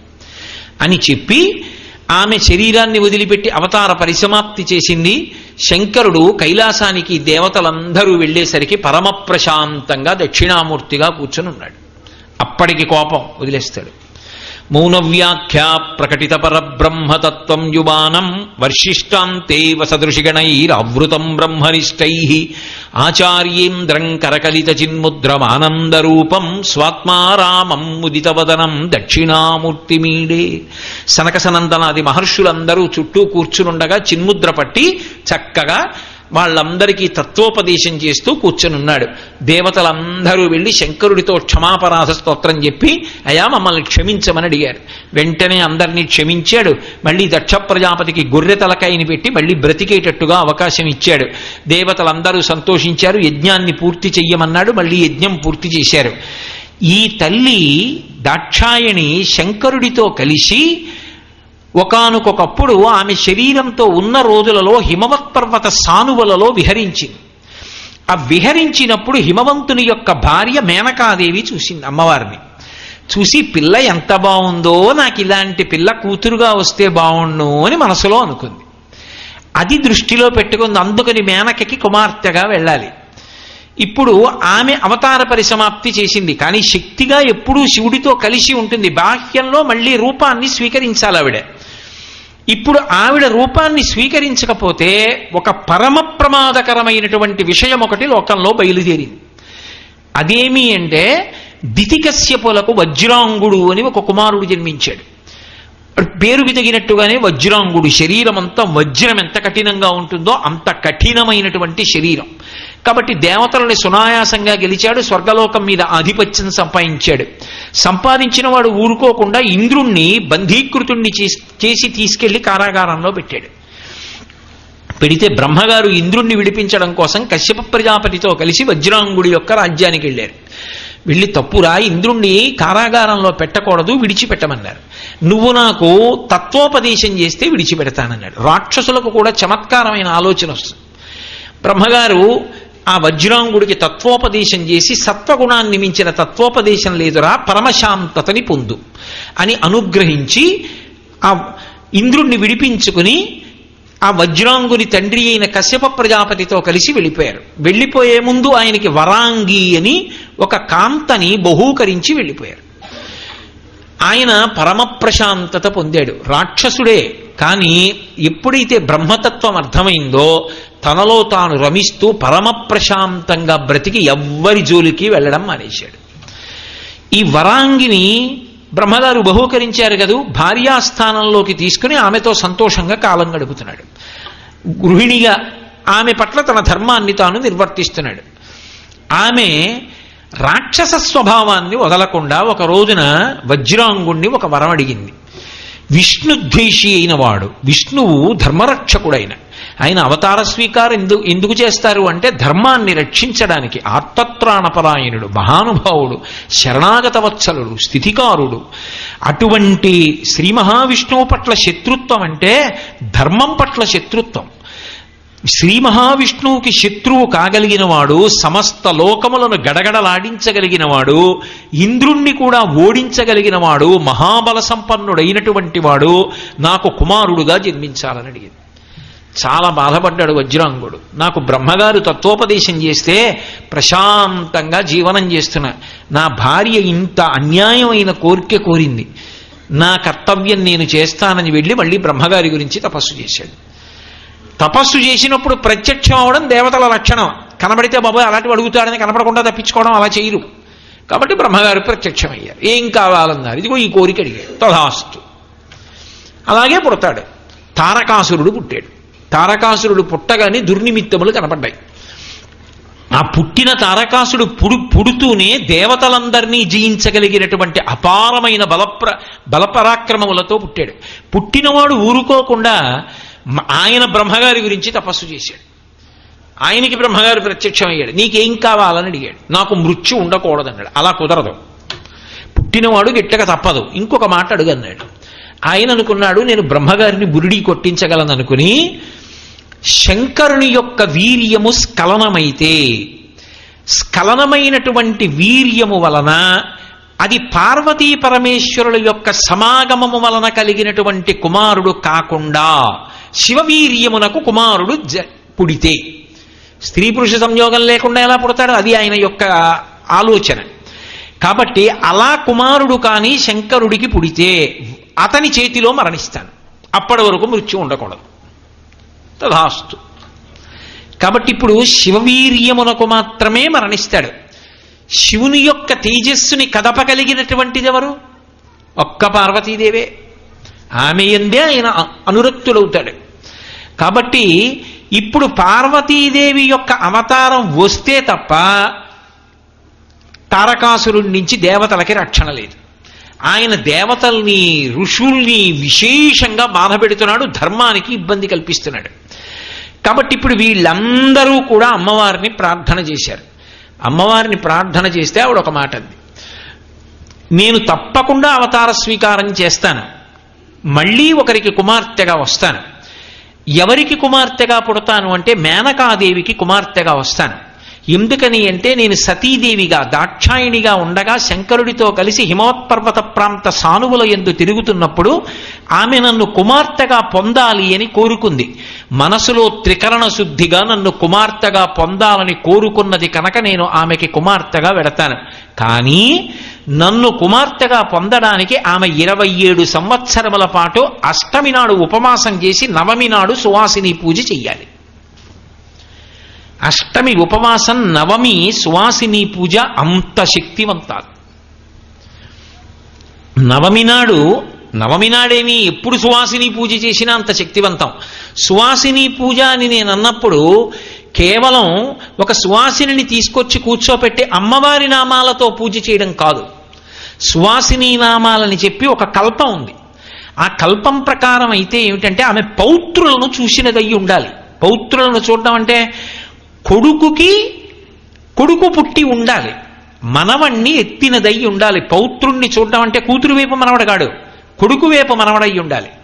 కొడుకు వైపు నుంచి మనవణ్ణి చూసినదై, ఆమె పతిని అనుగమించేదై, పరమ భక్తి కలిగినదై, ఇంటికొచ్చినటువంటి వాళ్ళందరికీ అన్నం పెట్టేటటువంటి లక్షణం కలిగినదై అన్నదాన రత అంటారు. మూర్తీభవించినటువంటి లక్ష్మీ స్వరూపంలా శోభాయమానురాలై ఎప్పుడూ భర్తగారి యొక్క గౌరవాన్ని మనసులో తలుచుకునేదై, భర్త ధర్మమునందు నిలబడడానికి ఆమె ఇతోధికంగా ఉపకారము చేయగలిగినటువంటి సౌశీల్యయై, ఇవన్నీ నామాలుగా వస్తాయి. ఇవే నామాలు చెప్తారు సువాసిని పూజలో. ఇప్పుడు నేను చెప్తున్న లక్షణాలు ఏ ఉన్నాయో ఇవే సువాసినికి నామములు. గురుభక్తి రతయై, గురుభక్తి అంటే తన భర్తయే ఆమెకి గురువు. 2, తన భర్తకి ఉపదేశం చేసిన గురువుగారు ఉంటే ఆ గురువుగారు తనకి గురువుగారు, అంతే. ఇంకా గురువుగారి చరణార విందముల యందు అపారమైనటువంటి భక్తి కలిగినదై ఈ లక్షణములు కలిగినటువంటి సువాసినికి పూజ చేస్తే అది స్వయంగా పరదేవతకే చేసినట్టు, అది అమ్మవారికే అందుతుంది, దాన్ని అమ్మవారే పుచ్చుకుంటుంది. అలా 27 సంవత్సరములు సువాసిని పూజ చేస్తే, అష్టమి నాడు ఉపవాసం చేసి నవమి నాడు చేస్తే ఆ పుణ్యాన్ని అడ్డుపెట్టి నేను ఆమెకి కుమార్తెగా వస్తాను, ఆమె చేత ఈ కల్పన చేయించండి అంది. నేను మళ్ళీ ఒక దాంట్లోంచి ఓ దాంట్లోకి వెళ్ళి చెప్తున్నా, శివమహాపురాణంలోంచి చెప్తున్నాను ఈ విశేషాలు. కొన్ని భాగవతంలోంచి చెప్పాను, ఇప్పటి వరకు చెప్పినవి కొన్ని యజుర్వేదంలో ఉన్నటువంటి రుద్రాధ్యాయ మంత్రాల వ్యాఖ్యానంతో కలిపాను. కాబట్టి ఇప్పుడు ఆ తల్లి మేనకాదేవి పార్వతీదేవిని కుమార్తెగా పొందాలి. అసలు మేనకాదేవికి ఆ కోరిక ఎందుకు పుట్టాలి? సతీదేవిగా ఆమె హిమవత్పర్వత ప్రాంతంలో తిరుగుతున్నప్పుడు ఎందరో చూశారు ఆవిడ్ని. ఈవిడికి ఒక్కదానికే ఈమె నా కుమార్తె అయితే బాగుండు, ఇంత గొప్పగా ఉందే ఈ పిల్లకి పెళ్లి చేస్తే, ఈమెకి కన్యాదానం చేస్తే, ఈ పిల్ల ఇంట్లో తిరుగుతుంటే, ఈ పిల్లకి పాలు బువ్వా పెడితే, ఆమెని చిన్న పిల్లగా ఊహించుకుని ఈ పిల్ల నా ఇంట తిరిగితే అన్న కోరిక అసలు మేనకాదేవికి ఎందుకు పుట్టాలి అంటే దీని వెనక ఒక గొప్ప రహస్యం ఉంది. ఇది అమ్మవారికి తెలుసు. అమ్మవారికి తెలియనిది ఏముంటుందంటే ఆమె సర్వజ్ఞ, అసలు నాటకం నడిపేదే ఆవిడే. అందుకే ఆవిడ మేనకాదేవికి కుమార్తెగా వస్తాను, తగిన పుణ్యాన్ని కట్టబెట్టడానికి 27 సంవత్సరములు సువాసిని పూజ చేయించమనడానికి కారణం ఏమిటి అంటే, ఒకానొకప్పుడు శ్రీ మహావిష్ణువు యొక్క సభ జరుగుతోంది ఆయన యొక్క లోకంలో. ఒక్కొక్క సభకి ఒక్కొక్క నియమం ఉంటుంది. సభలో ప్రవేశించడానికి ఒక అర్హత ఉంటుంది. అర్హత లేని వాళ్ళు సభాప్రవేశం చేస్తే ఆ సభ అంతా కూడా అసహ్యంగా ఉంటుంది. సభలోకి వచ్చిన వాడు సభానియమం తెలిసిన్నవాడై ఉండాలి, అంతేకాని సభలోకి వచ్చి సభానియమం పాటించకపోతే మిగిలిన వాళ్ళకి ఇబ్బంది కలుగుతుంది. అందుకని ప్రతి సభలోకి వెళ్ళాలి అంటే దానికి సంబంధించినటువంటి నియమము తెలిసిన్నవాడై ఉండాలి. మీకు నేను ఒక ఉదాహరణ చెప్పాలి అంటే, సంగీతం జరుగుతోంది అనుకోండి, ఆ సభలోకి వెళ్ళిన వాళ్ళు స్థాణువులు ఇలా ఉండకూడదు, ఇలా అంటూ ఉండాలి. ఇలా అంటున్నారనుకోండి, విపంచాగాయంతి వివిధమపదానం పశుపతే. అమ్మవారు కూడాట ఇలా తల ఊపుతూ వింటుందిట. సంగీతం వినేటప్పుడు ఇలా అంటూ వినాలి. అప్పుడు పాడే వాళ్ళకి సంతోషంగా ఉంటుంది. అబ్బా అందరూ వింటున్నారు, ఎంత సంతోషంగా తల ఊపుతున్నారు అని. అలా వింటున్నారు అనుకోండి, వీడు వింటున్నారా, సంతోషిస్తున్నారా లేదా అనిపిస్తుంది. ప్రవచనం దగ్గరికి వచ్చి ఇలా ఊపుతున్నారు అనుకోండి, అది సంతోషం కోసం కాదు, అనుష్ఠానంలోకి తెలుసుకోవలసిన విషయాల కోసం. అది ఇలా ఇలా ఊపడానికి కాదు, కదలకుండా కూర్చుని అలా జుర్రుకోవడానికి. ఏ సభలోకి వెళ్ళినప్పుడు ఆ సభా నియమం తెలిసి ఉండాలి. అంతేకాని ఒక చోట చెయ్యవలసిన పని వేరొక చోట చెయ్యకూడదు. అందుకని అందున ఆ సభ జరుగుతున్న విష్ణులోకంలో జరుగుతోంది. అదే మామూలు సభ, శ్రీ మహావిష్ణువు సమక్షంలో జరుగుతున్న సభ అంటే అక్కడ బ్రహ్మజ్ఞానులైనటువంటి వారు సనకసనందనాదులు కూర్చుని ఉన్నారు. వాళ్ళు ఎప్పుడూ బాలురుగా ఉంటారు బ్రహ్మజ్ఞానులు. వారు సభలో ఉన్నారు, దేవతలు ఉన్నారు, ఋషులు ఉన్నారు, అందరూ కూర్చుని ఉన్నారు. శ్రీమన్నారాయణుడు లక్ష్మీ సహితుడై కూర్చుని ఉన్నాడు. పితరులకు స్వధాదేవి యందు 3 కుమార్తెలు కలిగారు. ఆ 3 కుమార్తెల యొక్క పేరు ఒక్కసారి విన్నా, ఆ 3 కుమార్తెల యొక్క పేరు స్మరించిన పాపములు ధ్వంసమవుతాయంటారు. వాళ్ళని అయోనిజలే అంటారు. పితరుల కుమార్తెలుగా సంప్రదాయంలో ఉన్న వాళ్ళు అయోనిజలే, అంతటి శక్తివంతులు అంటారు.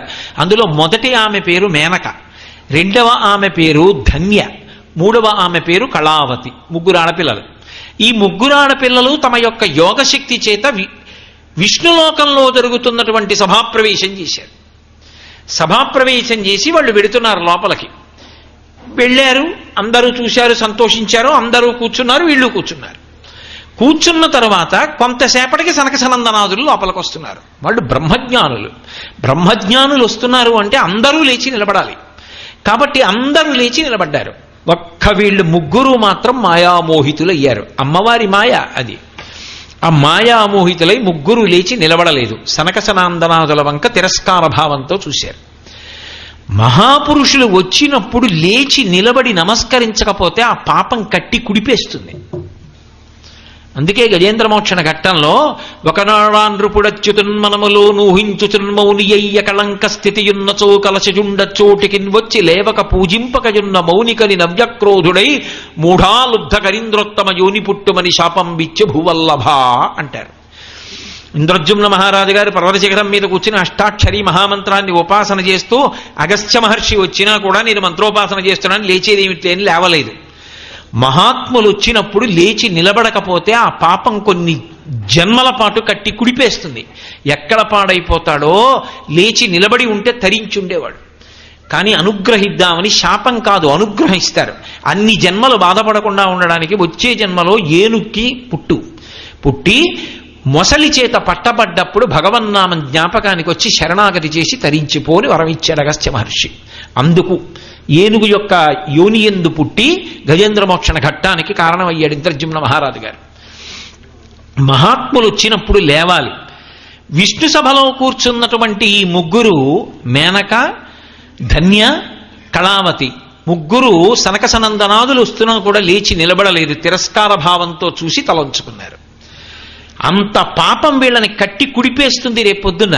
అందుకని అందులో సనత్కుమారుల వారు అన్నారు, మీరు 3 మా పట్ల తిరస్కార భావంతో ప్రవర్తించారు. ఆయనకేమీ అహంకారం కాదు, వారిని ఉద్ధరించాలి, పాడైపోతారు లేకపోతే. అందుకని ఆయన అన్నారు, ఆ ప్రభావాన్ని తగ్గించడానికి శపిస్తున్నారు.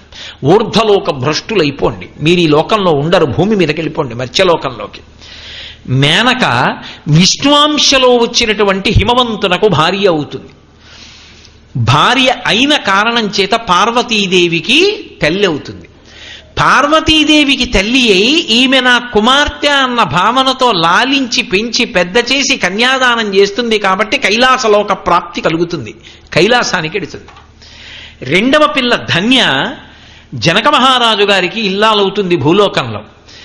జనక మహారాజు గారు భూమి దున్నుతున్నప్పుడు నాగటి చాలుకు తగిలి సాక్షాత్ శ్రీ మహాలక్ష్మి సీతాదేవిగా పైకి లేస్తుంది. లేచినప్పుడు సీతమ్మకి తల్లి అయింది కాబట్టి ధన్యాదేవి వైకుంఠలోకవాస ప్రాప్తిని పొందుతుంది. 3వ పిల్ల కళావతి. ఈ కళావతి రాబో కాలంలో వృషభానుడు అనబడేటటువంటి వైశ్యుడికి భార్య అవుతుంది. భార్య అయి రాధాదేవికి తల్లి అవుతుంది. ఆ రాధాదేవికి తల్లయింది కాబట్టి ఈమె గోలోకాల్లో వాసాన్ని పొందుతుంది, గోలోక ప్రాప్తి పొందుతుంది. ఆ కారణం చేత మళ్ళీ ముగ్గురు 3 ఉన్నతమైనటువంటి లోకాలలో శాశ్వతమైనటువంటి స్థానాన్ని పొందుతారు. కాబట్టి మీరు ముగ్గురు మీ యొక్క స్థాయిని బట్టి ముగ్గురు వెళ్ళిపోవలసిందే, కానీ అభ్యున్నతిని పొందుతారు. కాబట్టి కిందకి వెళ్ళిపోండి. లేచి నిలబడిన దోషం కట్టి కొడపకుండా ఉండడానికి నేను చేస్తున్నటువంటి ఏర్పాటు, కాబట్టి ముగ్గురు వెళ్ళండి అన్నాడు. దానివల్ల మేనక కిందకు వచ్చేసింది, హిమవంతునికి భార్య అయింది. ధన్యాదేవి జనక మహారాజు గారికి భార్య అయింది. కళావతి వృషభానుడికి భార్య అయింది.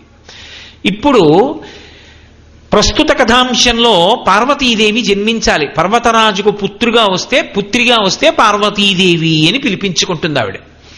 అందుకని ఇప్పుడు ఆమె దానికి తగినంత పుణ్యాన్ని సంతరించుకోవాలి అంటే అన్ని సంవత్సరముల పాటు ఆమె సువాసిని పూజ చెయ్యాలి. సువాసిని పూజ, బ్రాహ్మణ పూజ ఉత్పాతములకు కూడా విరుగుడు అని మనకి వేదం ప్రతిపాదన చేస్తుంది. ఎప్పుడైనా ఊళ్ళల్లోకి క్రూర మృగాలు వచ్చాయనుకోండి, అది ఉత్పాత సూచన. ఆ ఉత్పాత సూచనకి పరిహారం ఏమి అంటే సువాసిని పూజ, బ్రాహ్మణ పూజ. కాబట్టి సువాసిని పూజ అంత పరమశక్తివంతమైనటువంటి పూజ. శారదా నవరాత్రుల్లో మనం కల్పంతో చేస్తాం సరే, ద్రవిడ దేశంలో అయితే దేవాలయాలకు వచ్చేటప్పుడే చీరలు, గాజులు అవి అన్ని సంచిలో పెట్టుకుని వచ్చేస్తారు. ఎక్కడైనా సువాసిని కనపడితే చాలు, ఎంత పెద్ద అధికారులు కానివ్వండి, భార్యతో కలిసి కూర్చుని వాళ్ళ కాళ్ళకు పసుపు రాసి పారాణి పెట్టి పూజ చేసి నమస్కారం చేసి వస్త్రోదయం ఇచ్చి వెళ్ళిపోతారు. సువాసిని పూజ యందు అత్యంత గొప్ప విషయం ఏమిటని వ్యాఖ్యానంలో చెప్పారంటే జటాబంధనం. కాళ్ళకి పసుపు రాయడం, పారాణి పెట్టడం, కాళ్ళు కడగడం ఇవన్నీ సరే, జటాబంధనం అంత గొప్పది. జటాబంధనం అంటే ఆమె వేసుకున్నటువంటి కేశపాశాన్ని పైకెత్తి కట్టాలి. మీకు బాగా అర్థం అవ్వాలంటే బ్యాండ్ పెట్టారంటారేమో, దాన్ని జటాబంధనం అంటారు. జటాబంధనం సువాసిని పూజలో అంత గొప్పది. సువాసిని పూజ చేసినా, సువాసినికి సౌభాగ్య ద్రవ్యాలు ఇచ్చినా అది పరమశక్తివంతం. అందులో ప్రధానమైనవి భాస్కరరాయల వారు లలితా సహస్రనామ స్తోత్రంలో వ్యాఖ్యానంలో చెప్పారు. 8 వస్తువులను కలిపి సౌభాగ్య వస్తువులుగా నిర్ణయం చేశారు. అందులో మొట్టమొదటిది ఏది అంటే తాటాకుతో చేయబడినటువంటి తాటంకం, లేదా కనీసంలో కనీసం తాటాకు. తాటాకు సౌభాగ్య సూచన, అందుకే తాటాకు తొక్కరు సువాసినులు. తాటాకుతో చేయబడినటువంటి తాటంకం గుండ్రంగా చేసి కన్నం పెడతారు, దాన్ని చెవి తమ్మి మీద పెట్టి ఆభరణాన్ని పెట్టుకుంటారు.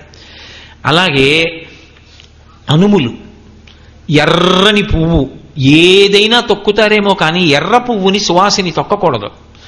ఎర్ర పువ్వు, జీలకర్ర, ధనియాలు, మార్పు చెందిన ఆవు పాలు, అంటే పాలుగా ఇవ్వరు, పాలు తోడు పెడితే ఏ పెరుగో అవుతుంది, ఆవు పాలు. అలాగే ఉప్పు, కొద్దిగా లవణం, ఉప్పిస్తారు. ఇలా ఈ 8 వస్తువుల్ని కలిపి సౌభాగ్య వస్తువులు అంటారు. ఆ సౌభాగ్య వస్తువు జీవితంలో పుచ్చుకోవడం అంత గొప్పది. దానికి అధికారిని ఎవరు అంటే ఒక్క సువాసిని. ఆ సువాసిని అయినటువంటి స్త్రీ అందులో అమ్మవారి కళ్యాణ కార్యక్రమం లాంటిది జరుగుతున్నప్పుడు సౌభాగ్య వస్తువు పుచ్చుకుందనుకోండి, అది పరమశ్రేష్టం. అదేం మాటలు కాదు. ఉప్పు కొద్దిగా వేసి బెల్లంతో చేసినటువంటి అప్పాలు, పెళ్లి కూతుర్ని చేయడం అంటే వీడియో తీయించుకోవడం కాదు. పెండ్లి కుమార్తెని చేస్తే సువాసిని పూజ, బాల పూజ చెయ్యాలి. కాబట్టి ఈ సౌభాగ్య వస్తు ప్రదానం చెయ్యాలి. ఇప్పుడు రేపు పొద్దున 26వ తారీఖు ఉదయం మనం చేసేటటువంటి పార్వతీ కళ్యాణంలో అమ్మవారిని పెళ్లి కూతుర్ని చేసి వచ్చి పసుపు దంపినటువంటి సువాసినులందరికీ కూడా ఈ సౌభాగ్య వస్తు ప్రదానం చేస్తారు. కాబట్టి అదిగో ఆ తల్లి అంతటి విశేషమైనటువంటి అనుగ్రహ ప్రదాత. అటువంటి తల్లి కుమార్తెగా రావాలి. అటువంటి తల్లి కుమార్తెగా రావాలి అంటే ఆ సువాసిని పూజ జరగాలి. అందుకోసం ఆమె మేనకాదేవిగా కిందకి దిగొచ్చింది. ఎవరు? పితరుల యొక్క కుమార్తె అయినటువంటి మేనక భూలోకంలో మేనకగా వచ్చి విష్ణువాంశలో వచ్చినటువంటి హిమవంతునికి కుమార్తెగా వచ్చింది. విష్ణువాంశలో వచ్చినటువంటి హిమవంతునికి హిమవంతుడుగా విష్ణువాంశలో వస్తే మేనకాదేవి పితరుల కుమార్తె ఆయనకి భార్య అయింది. కోరుకుంది కదా గత జన్మలలో సతీదేవిగా ఆవిడ తిరుగుతున్నప్పుడు ఈమె నాకు కుమార్తె కావాలని అందుకొచ్చింది ఆ సంకల్పం. ఇవన్నీ అమ్మవారికి తెలుసున్న విషయాలు, అందుకు ఆమె కదుపుతుంది ఈ వ్యవహారాన్ని. ఇప్పుడు ఆమె రావాలంటే దేవతలకి చెప్పింది ఈమె సువాసిని పూజ చెయ్యాలి. అష్టమి ఉపవాసం, నవమి సువాసిని పూజ చేసింది మేనకాదేవి. చేస్తే అనుగ్రహించింది, దర్శనమిచ్చింది. నేను నీకు కుమార్తెగా వస్తానని చెప్పింది. అంటే మేనకాదేవి అంది, అమ్మా నువ్వు నాకు కుమార్తెగా రావడం పరమ సంతోషం, కానీ నాకు కుమార్తెగా రావడంతో పాటుగా నాకు ఒక గొప్ప అనుగ్రహం కావాలి. నీకు ముందు 100 కుమారులు కావాలి నాకు. ఎందుకంటే అన్న కింద చెల్లి సంతోషంగా ఉంటుంది, పైన అన్నయ్యలు ఉన్నారు కదా, అందుకని నా ఇంట నువ్వు సంతోషంగా ఆడుకోవాలి. 100 కుమారులనిచ్చి నువ్వు కుమార్తెగా రా అంది. తప్పకుండా నీ కోరిక తీరుస్తాను, అలాగే వస్తానంది. చెరుకు ముక్క సౌభాగ్య వస్తువుల్లో అది కూడా ఒకటి. కాబట్టి ఆ తల్లి తప్పకుండా నేను వస్తాను అని ఆ మేనకాదేవికి అనుజ్ఞనిచ్చింది, మాట ఇచ్చింది. దాని ప్రకారమే శివమహాపురాణం ప్రకారం అయితే శ్రీరామచంద్రమూర్తి పుట్టినటువంటి తిథి ఏది ఉందో అదే తిథి పార్వతీదేవి పుట్టినటువంటి తిథి శివమహాపురాణం ప్రకారం. ఆమె కూడా చైత్ర శుక్ల నవమి నాడు పుట్టింది. ఆ తల్లి పర్వతరాజుకి పుత్రిగా పుట్టింది కాబట్టి పార్వతీ అని పిలవబడింది. పార్వతీ అని పిలవబడితే వెంటనే నారద మహర్షి వచ్చారు. నారద మహర్షి వచ్చి ఆమెని చూశారు. నల్లగా ఉంది పిల్ల, నల్ల పిల్ల కాబట్టి కాళీ అని నామకరణం చేశాడు. నేను అలా అనగానే ఆమె ఏదో అందంలో తక్కువగా ఉంటుందని మీరు నిర్ధారణకు వచ్చేయకండి. ఎందుకని అంటే నల్లగా ఉన్నంత మాత్రాన అందంగా ఉండదు అని ఏమీ నిర్ణయం చేయకూడదు. నారాయణ నారాయణి వాళ్ళిద్దరు భార్యాభర్తలు గారు, అన్నా చెల్లెళ్ళు. నారాయణ ఎంత అందంగా ఉంటాడు. నారాయణ ఒక్కసారి ఇలా చూశారనుకోండి ఇక కన్ను తిప్పుకోలేరు. కన్ను తిప్పుకోలేరు సరికదా, జుర్రుకుంటారు కళ్ళతో ఆయన అందాన్ని. అంత సౌందర్యంగా ఉంటాడు. మేఘశ్యామం పీతకౌశేయవాసం శ్రీవత్సాంకం కౌస్తుభోద్భాసితాంగం పుణ్యోపేతం పుండరీకాయతాక్షం విష్ణుం వందే సర్వలోకైకనాథం. వసుదేవుడంతటి వాడు ఆయన కొడుకుగా ఇలా పుట్టగానే ఆయన యొక్క అందం వంక చూసి కళ్ళతో జుర్రుకుని మాట్లాడలేక ఉండిపోయాడని పోతన గారు భాగవతంలో. జలధర దేహు నాజాను చతుర్బాహు సరసీరుహక్షు విశాలవక్షు జారు గదా శంఖచక్ర పద్మ విలాసు కంఠ కౌస్తుభమణి కాంతిభాను కమనీయ కటిసూత్ర కంకణ కేయూర శ్రీవత్సలాంఛనంచిత విహారు మరుకుండల ప్రభాయుత కుంతలలాటు వైఢూర్య మణిగణ వరకిరీటు బాలు పూర్ణేందు రుచిజాలు భక్త లోకపాలు చుగుణాలవాలు కృపా విశాలు చూచి తిలకించి పులకించి చోద్యమంది ఉబ్బి చెలరేగి వసుదేవుడు ఉత్సహించి. ఆయన రూపాన్ని చూసేటప్పటికీ కన్నులతో జుర్రుకుని మురిసిపోయాడు వసుదేవుడు. అదితి అంతటిది ఆయన కనపడితే చూపుల శ్రీపతి రూపము నాపోవక త్రావి త్రావి హర్షోద్ధతయై వాపుచ్చి మందమధురాలాపంబుల పొగడనదిది లక్ష్మీనాథున్ అన్నారు. ఆయన అందం ఎలా ఉంటుందో ఆయన అందానికి 1,000,000 రెట్లు అమ్మవారు. హరిస్వామారాధ్య ప్రణత జన సౌభాగ్య జననీం అని శంకరభగవత్పాదులు. శ్రీ మహావిష్ణువు మోహినీ స్వరూపాన్ని పొందారు అంటే దేవతల్ని రాక్షసుల్ని కూడా మోహింపజేయగలిగిన అందం అమ్మవారి ఉపాసన ద్వారా పొందారు అన్నారు శంకరాచార్యులు వారు. అంతటి మహాసౌందర్య రాశి ఆ తల్లి. నల్లని శరీరం కలిగి ఉంటుంది అంటే శాశ్వతురాలు అని గుర్తు. మీరు చూడండి, లోకంలో విష్ణువు నలుపు, శంకరుడు తెలుపు. దాని అర్థం ఏమిటో తెలుసా? ఒక వస్తువు శాశ్వతమైనటువంటి స్థితికి వెళ్ళిపోయింది అంటే బొగ్గైపోయింది అని గుర్తు. బొగ్గైపోయింది అనుకోండి, ఇంకంతకన్నా అవడానికి ఏముంది? ఇంకా చిట్ట చివర అది బొగ్గైపోయింది అంటే అది ఇంకా మారడానికి అవకాశం లేదు, చివరి స్థితికి వెళ్ళిపోయింది. అది నలుపు అంటే శాశ్వతుడని గుర్తు. అది కారు నలుపు కాదు, బొగ్గు నలుపు కాదు, మేఘంలో ఉండేటటువంటి నలుపు, నీరు నిండిన నలుపు, కాంతి, ఆయన ప్రేమ, ఆయన కారుణ్యం శ్రీ మహావిష్ణువుది. అదే అమ్మవారి యందు ప్రస్ఫుటమవుతుంది. అలాగే తెలుపు, బూది, విభూతి కాలిపోయి బూడిదైపోయింది, తెల్లగా అయిపోయింది. ఇంకేమవుతుంది? బూడిద ఇంకేం అవదు, శాశ్వతం. తెలుపు శాశ్వతం, నలుపు శాశ్వతం. అందుకే తెలుపు నలుపు రంగులు కావు, మిగిలినవి రంగులు. తెలుపు అంటే అన్ని వదిలేస్తే తెలుపు, నలుపు అంటే అన్ని పుచ్చేసుకుంటే నలుపు. నిజానికి అవి రంగులు కావు. White is the process of reflection, black is the process of absorption. అందుకు కదూ వేసవి కాలంలో నల్లబట్టలు వేసుకోకండి తెల్లబట్టలు వేసుకోండి అంటారు. అన్నీ వదిలేస్తే, అన్నీ లోకానికి ఇచ్చేస్తే, తనలోంచి అన్నీ వస్తే, ప్రళయంలో తనలోకి వెళ్ళిపోయినవి మళ్ళీ బయటకు వదిలితే శంకరుడు, అన్నీ తనలోకి పుచ్చుకుని రక్షిస్తే స్థితికార శక్తిగా శ్రీ మహావిష్ణువు. తత్వం అర్థం చేసుకుంటే రంగులు ఏమిటో తెలుస్తుంది. అంతేకాని నిష్కారణంగా దెబ్బలాడుకుంటే ఏమొస్తుంది? అవి రెండు శాశ్వతత్వానికి ప్రతీకలు. ఆయన రక్షకుడు, మహానుభావుడు, శ్రీ మహావిష్ణువు స్థితికారుడు.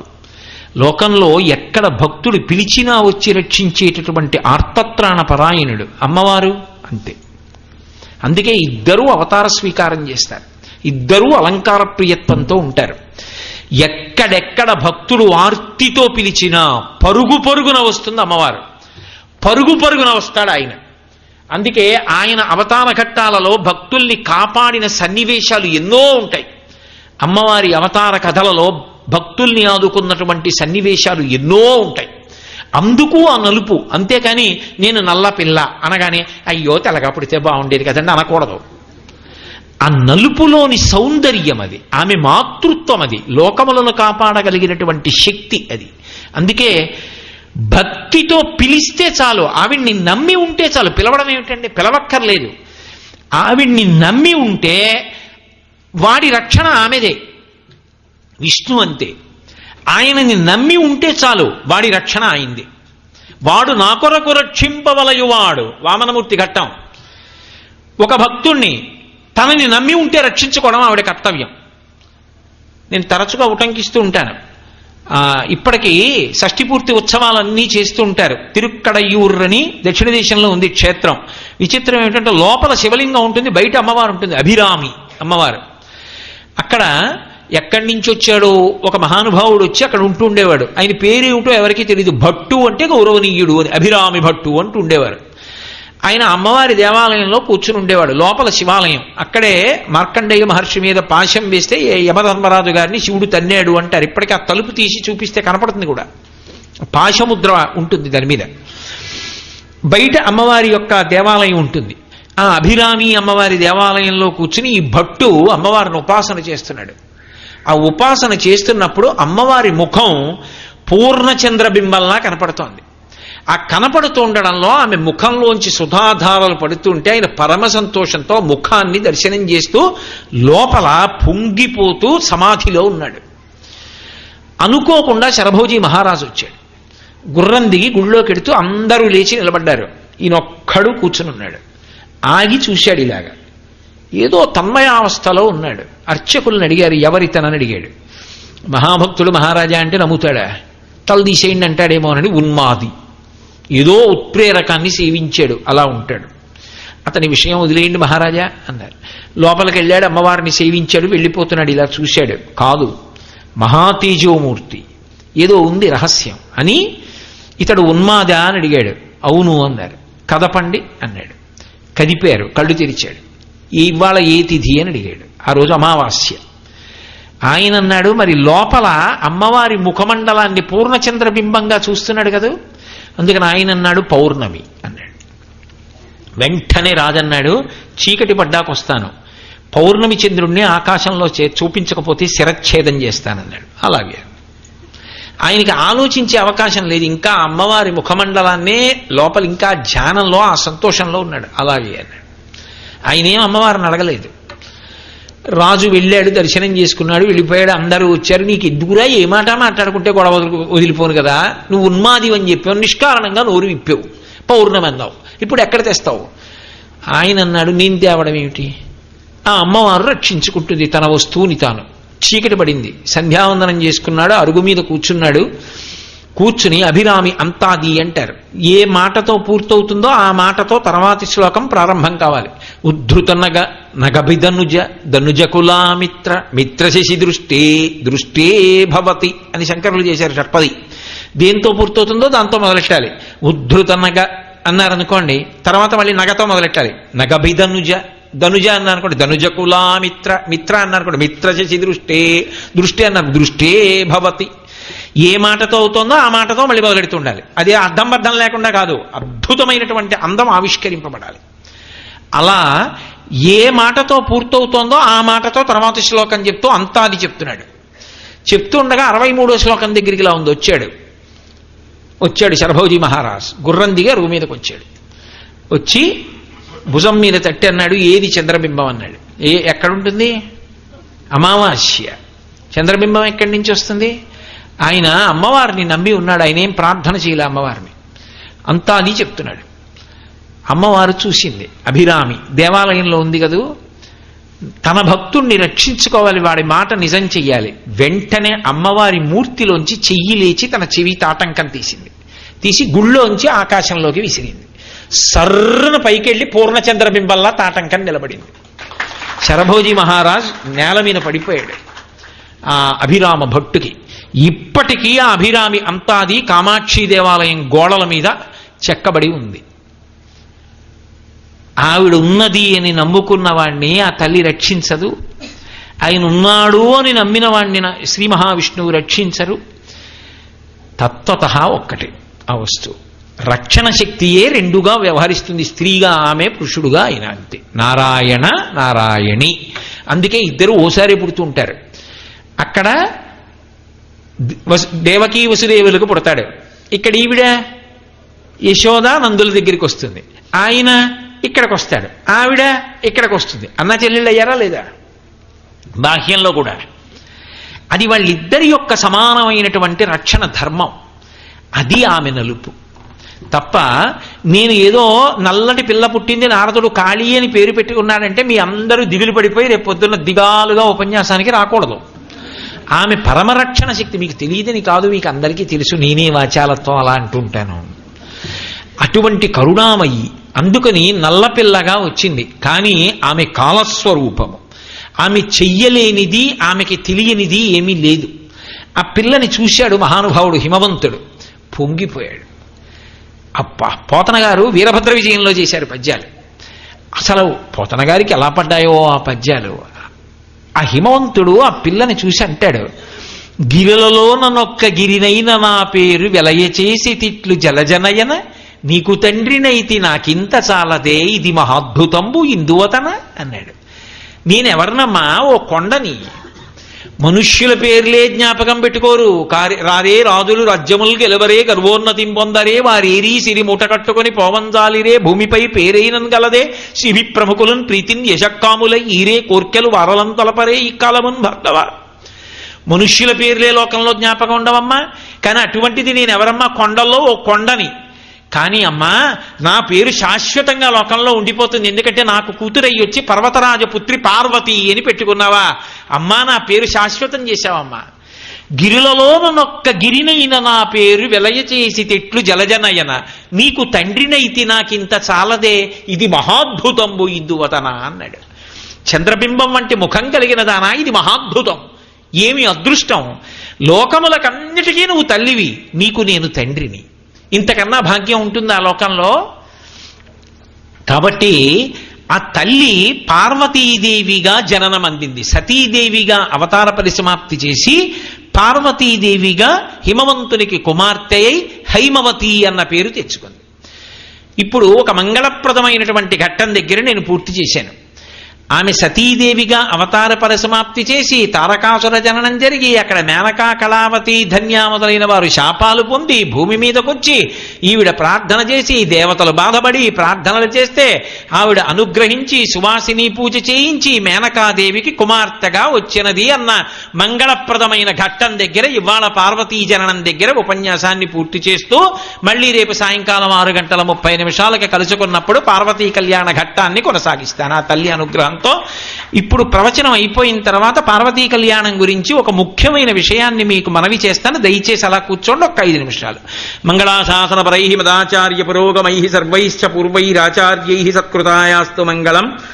మంగళం కౌసలేంద్రాయ మహనీయ గుణాత్మనే చక్రవర్తి తనూజాయ సర్వభౌమాయ మంగళం. ఉమాకాంతాయ కాంతాయ కామితార్థప్రదాయినే శ్రీగిరీశాయ దేవాయ మలినాథాయ మంగళం. సర్వం శ్రీ ఉమామహేశ్వర పరబ్రహ్మార్పణమస్తు. స్వస్తి. నేను మీతో ఒక్క విషయం మనవి చేసి నీ పూజ అని చెప్తున్నాను. అమ్మవారు చాలా ప్రీతి చెందిందనుకోండి, ఎప్పుడైనా అంత ప్రీతి చెందితే ఆమె బాలా రూపంలో వస్తుంది, చిన్నపిల్ల రూపంలో వస్తుంది. అది ఆ ఉపాసనలో ఉన్నటువంటి పెద్దలకి అనుభవైక వేద్యమై ఉంటుంది. కానీ మీకు ఒక గొప్ప విషయం చెప్పనా, ఎంత తెలిసిన్నవాడు మాయామోహితుడు అవుతాడు. ఆవిడ వచ్చినప్పుడు గుర్తుపట్టలేడు, బాల వచ్చింది అని గుర్తుపట్టలేడు. వచ్చి చమత్కారంగా అడుగుతుంది, నాకు కాసిన పువ్వులు ఇవ్వా తాతయ్య, నాకు కాసిన పువ్వులు ఇవ్వా అను, లేకపోతే నాకు గాజులు ఇవ్వా, నాకు గాజులు ఇవ్వా, నాకు గాజులు ఇవ్వా అను అడిగి తీసుకుని మురిసిపోయి వెళ్ళిపోతుంది. చిత్రం ఏంటంటే ఆ సమయంలో చటుక్కున విసుక్కుంటాం, కానీ వెళ్ళిపోగానే తెలుస్తుంది. నేను దాపరికం లేకుండా మీ దగ్గర ఒక విషయం పంచుకుంటాను, మీరు సహృదయంతో దీన్ని స్వీకరించండి. ఇది ఏ ఆర్భాటం కోసం కానీ, ఇది ఏ ప్రచారం కోసం కానీ నేను చెప్పట్లేదు. మేము శారదా నవరాత్రులు చేస్తాం కాకినాడలో. ఒకరోజు సువాసిని పూజ చేస్తే ఒకరోజు బాల పూజ చేస్తాం. చేసినప్పుడు 9 రోజులు వచ్చాయనుకోండి, సువాసిని 5 రోజులు వస్తే బాల 4 రోజులు వస్తుంది. 8 బాలలకి చేస్తాం. 4 8 32. కానీ మేము పట్టు లంగాలు అవి కొనేటప్పుడు మాత్రం 33 కొంటాం. ఎందుకో తెలుసా, ఖచ్చితంగా వస్తుందని నమ్మకం. ఎంత సత్యమో మీకు నేను చెప్తాను. ఒకానొకప్పుడు ఏమైందంటే ఇలాగే బాల పూజ అవుతోంది. ఎందుకైనా మంచిదని ఓ పట్టులంగా పూజా సామాగ్రి పెట్టుంచుతాం. లబ్ధప్రతిష్ఠుడైనటువంటి వైద్యుడు ఒకరున్నారు కాకినాడలో, సాంబశివరావు గారని. ఆయన మనవరాలు ఆ రోజు నిద్ర లేచిన దగ్గర నుంచి నాకు అయ్యప్ప స్వామి గుళ్ళో బాల పూజ చేయిస్తావా చేయించవా అని ఏడుపు మొదలెట్టింది.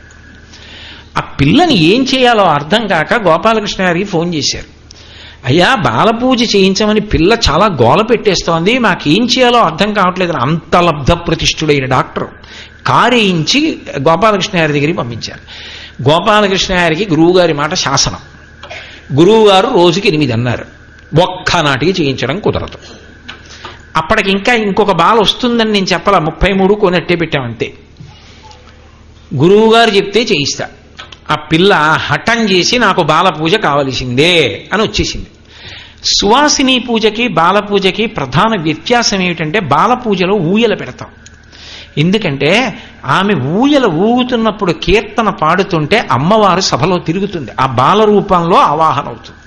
ఎంత ప్రసన్నురాలవుతుందో అసలు ఆ సమయంలో సభలో ఉండడమే చాలు, సమస్త రక్షణల హేతువు. 8 ఉయ్యాలలే పెడతాం ఎప్పుడు. చిత్రం ఏమిటంటే ఆ రోజున ఎలా పొరపాటున కట్టేశారో తెలియదు, 9 ఉయ్యాలలు కట్టేశారు. ఏం గోపాలకృష్ణ గారు, 9 ఉయ్యాలలు కట్టారు. అసలు అలా ఎలా, అందులో గోపాలకృష్ణ గారి నాయకత్వం, గోపాలకృష్ణ గారి కార్యక్రమాలంటే ఇందులో కొంతమందికే తెలుసు. ఆయన ఏదో భూమికి జానడు అలా ఉన్నారనుకుంటున్నారు మీరు, దుర్నిరీక్షుడు. అన్ని కార్యక్రమాలు రాత్రింబవళ్ళు చేస్తారు ఆయన. ఆయన దగ్గర 8 అంటే 9 కట్టడమే, చెమడాలు తీసేస్తారు. అలాంటిది ఎలా ఉన్నాయో తెలియదు, 9 ఉయ్యాళ్ళు ఉన్నాయి. ఈ పిల్ల వచ్చేసింది. 8 బాలలతో తల్లిదండ్రులు వచ్చారు, ఆ యజమానులు వచ్చారు, కూర్చోపెట్టేశాం ఉయ్యాల్లో. 9వ ఉయ్యాలు ఉండిపోయింది. విప్పేద్దాం అనుకునే లోపల ఈ పిల్లని తీసుకుని గోపాలకృష్ణ గారు వచ్చారు. గురుగారు, నాకు ఏం చేయాలో అర్థం కావట్లేదు, ఈ పిల్ల ఏడుపండి నాకు పూజ చేయమంటోందని. అమ్మవారు అనుగ్రహించింది. గోపాలకృష్ణ గారు కూర్చోబెట్టండి, ఆ 9వ ఉయ్యాల్లోని కూర్చోబెట్టారు. కూర్చోబెట్టి పూజ, అంతే. ఆ పిల్ల పూజ చేసుకుని సంతోషంగా వెళ్ళిపోయింది. ఈ సంవత్సరం కూడా అంతే.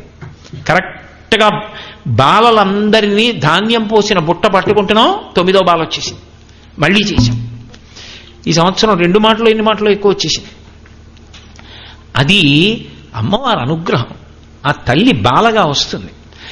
ఆమె సువాసిని పూజలో ఊయలలో ఊపం, బాల పూజలో మాత్రం బాలని ఊయలలో కూర్చోపెట్టి ఊపుతాం.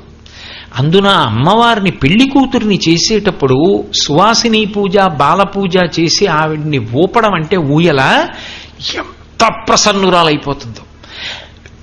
ఎంత ప్రసన్నురాలు కాకపోతే ఇన్ని ఆశ్చర్యకరంగా బాల భ్రమరాంబ స్వరూపం. భ్రమరాంబ దగ్గర పూజ చేసిన పసుపు కుంకాలు రావడం ఏమిటి? ఏదో ఇంత పంపిస్తారు ఇంత పంపిస్తారు. 50 కిలోల పసుపు, 50 కిలోల కుంకం, నెల్లూరు రాజరాజేశ్వరికి పూజ చేసిన కుంకం, ఇవన్నీ రేపొద్దున్న వచ్చేస్తున్నాయి. కొన్ని వేలు పసుపు తాళ్ళు బంగాపట్నంలో పూజ చేసి వచ్చేయడం ఏమిటి? అసలు కన్నం లేని ముత్యం దొరకడానికి మాకు శారదా నవరాత్రుల్లో 10 రోజులు పట్టింది. ఒక్క రోజులో అన్ని ముత్యాలు దొరకడం ఏమిటి? ఆ తల్లి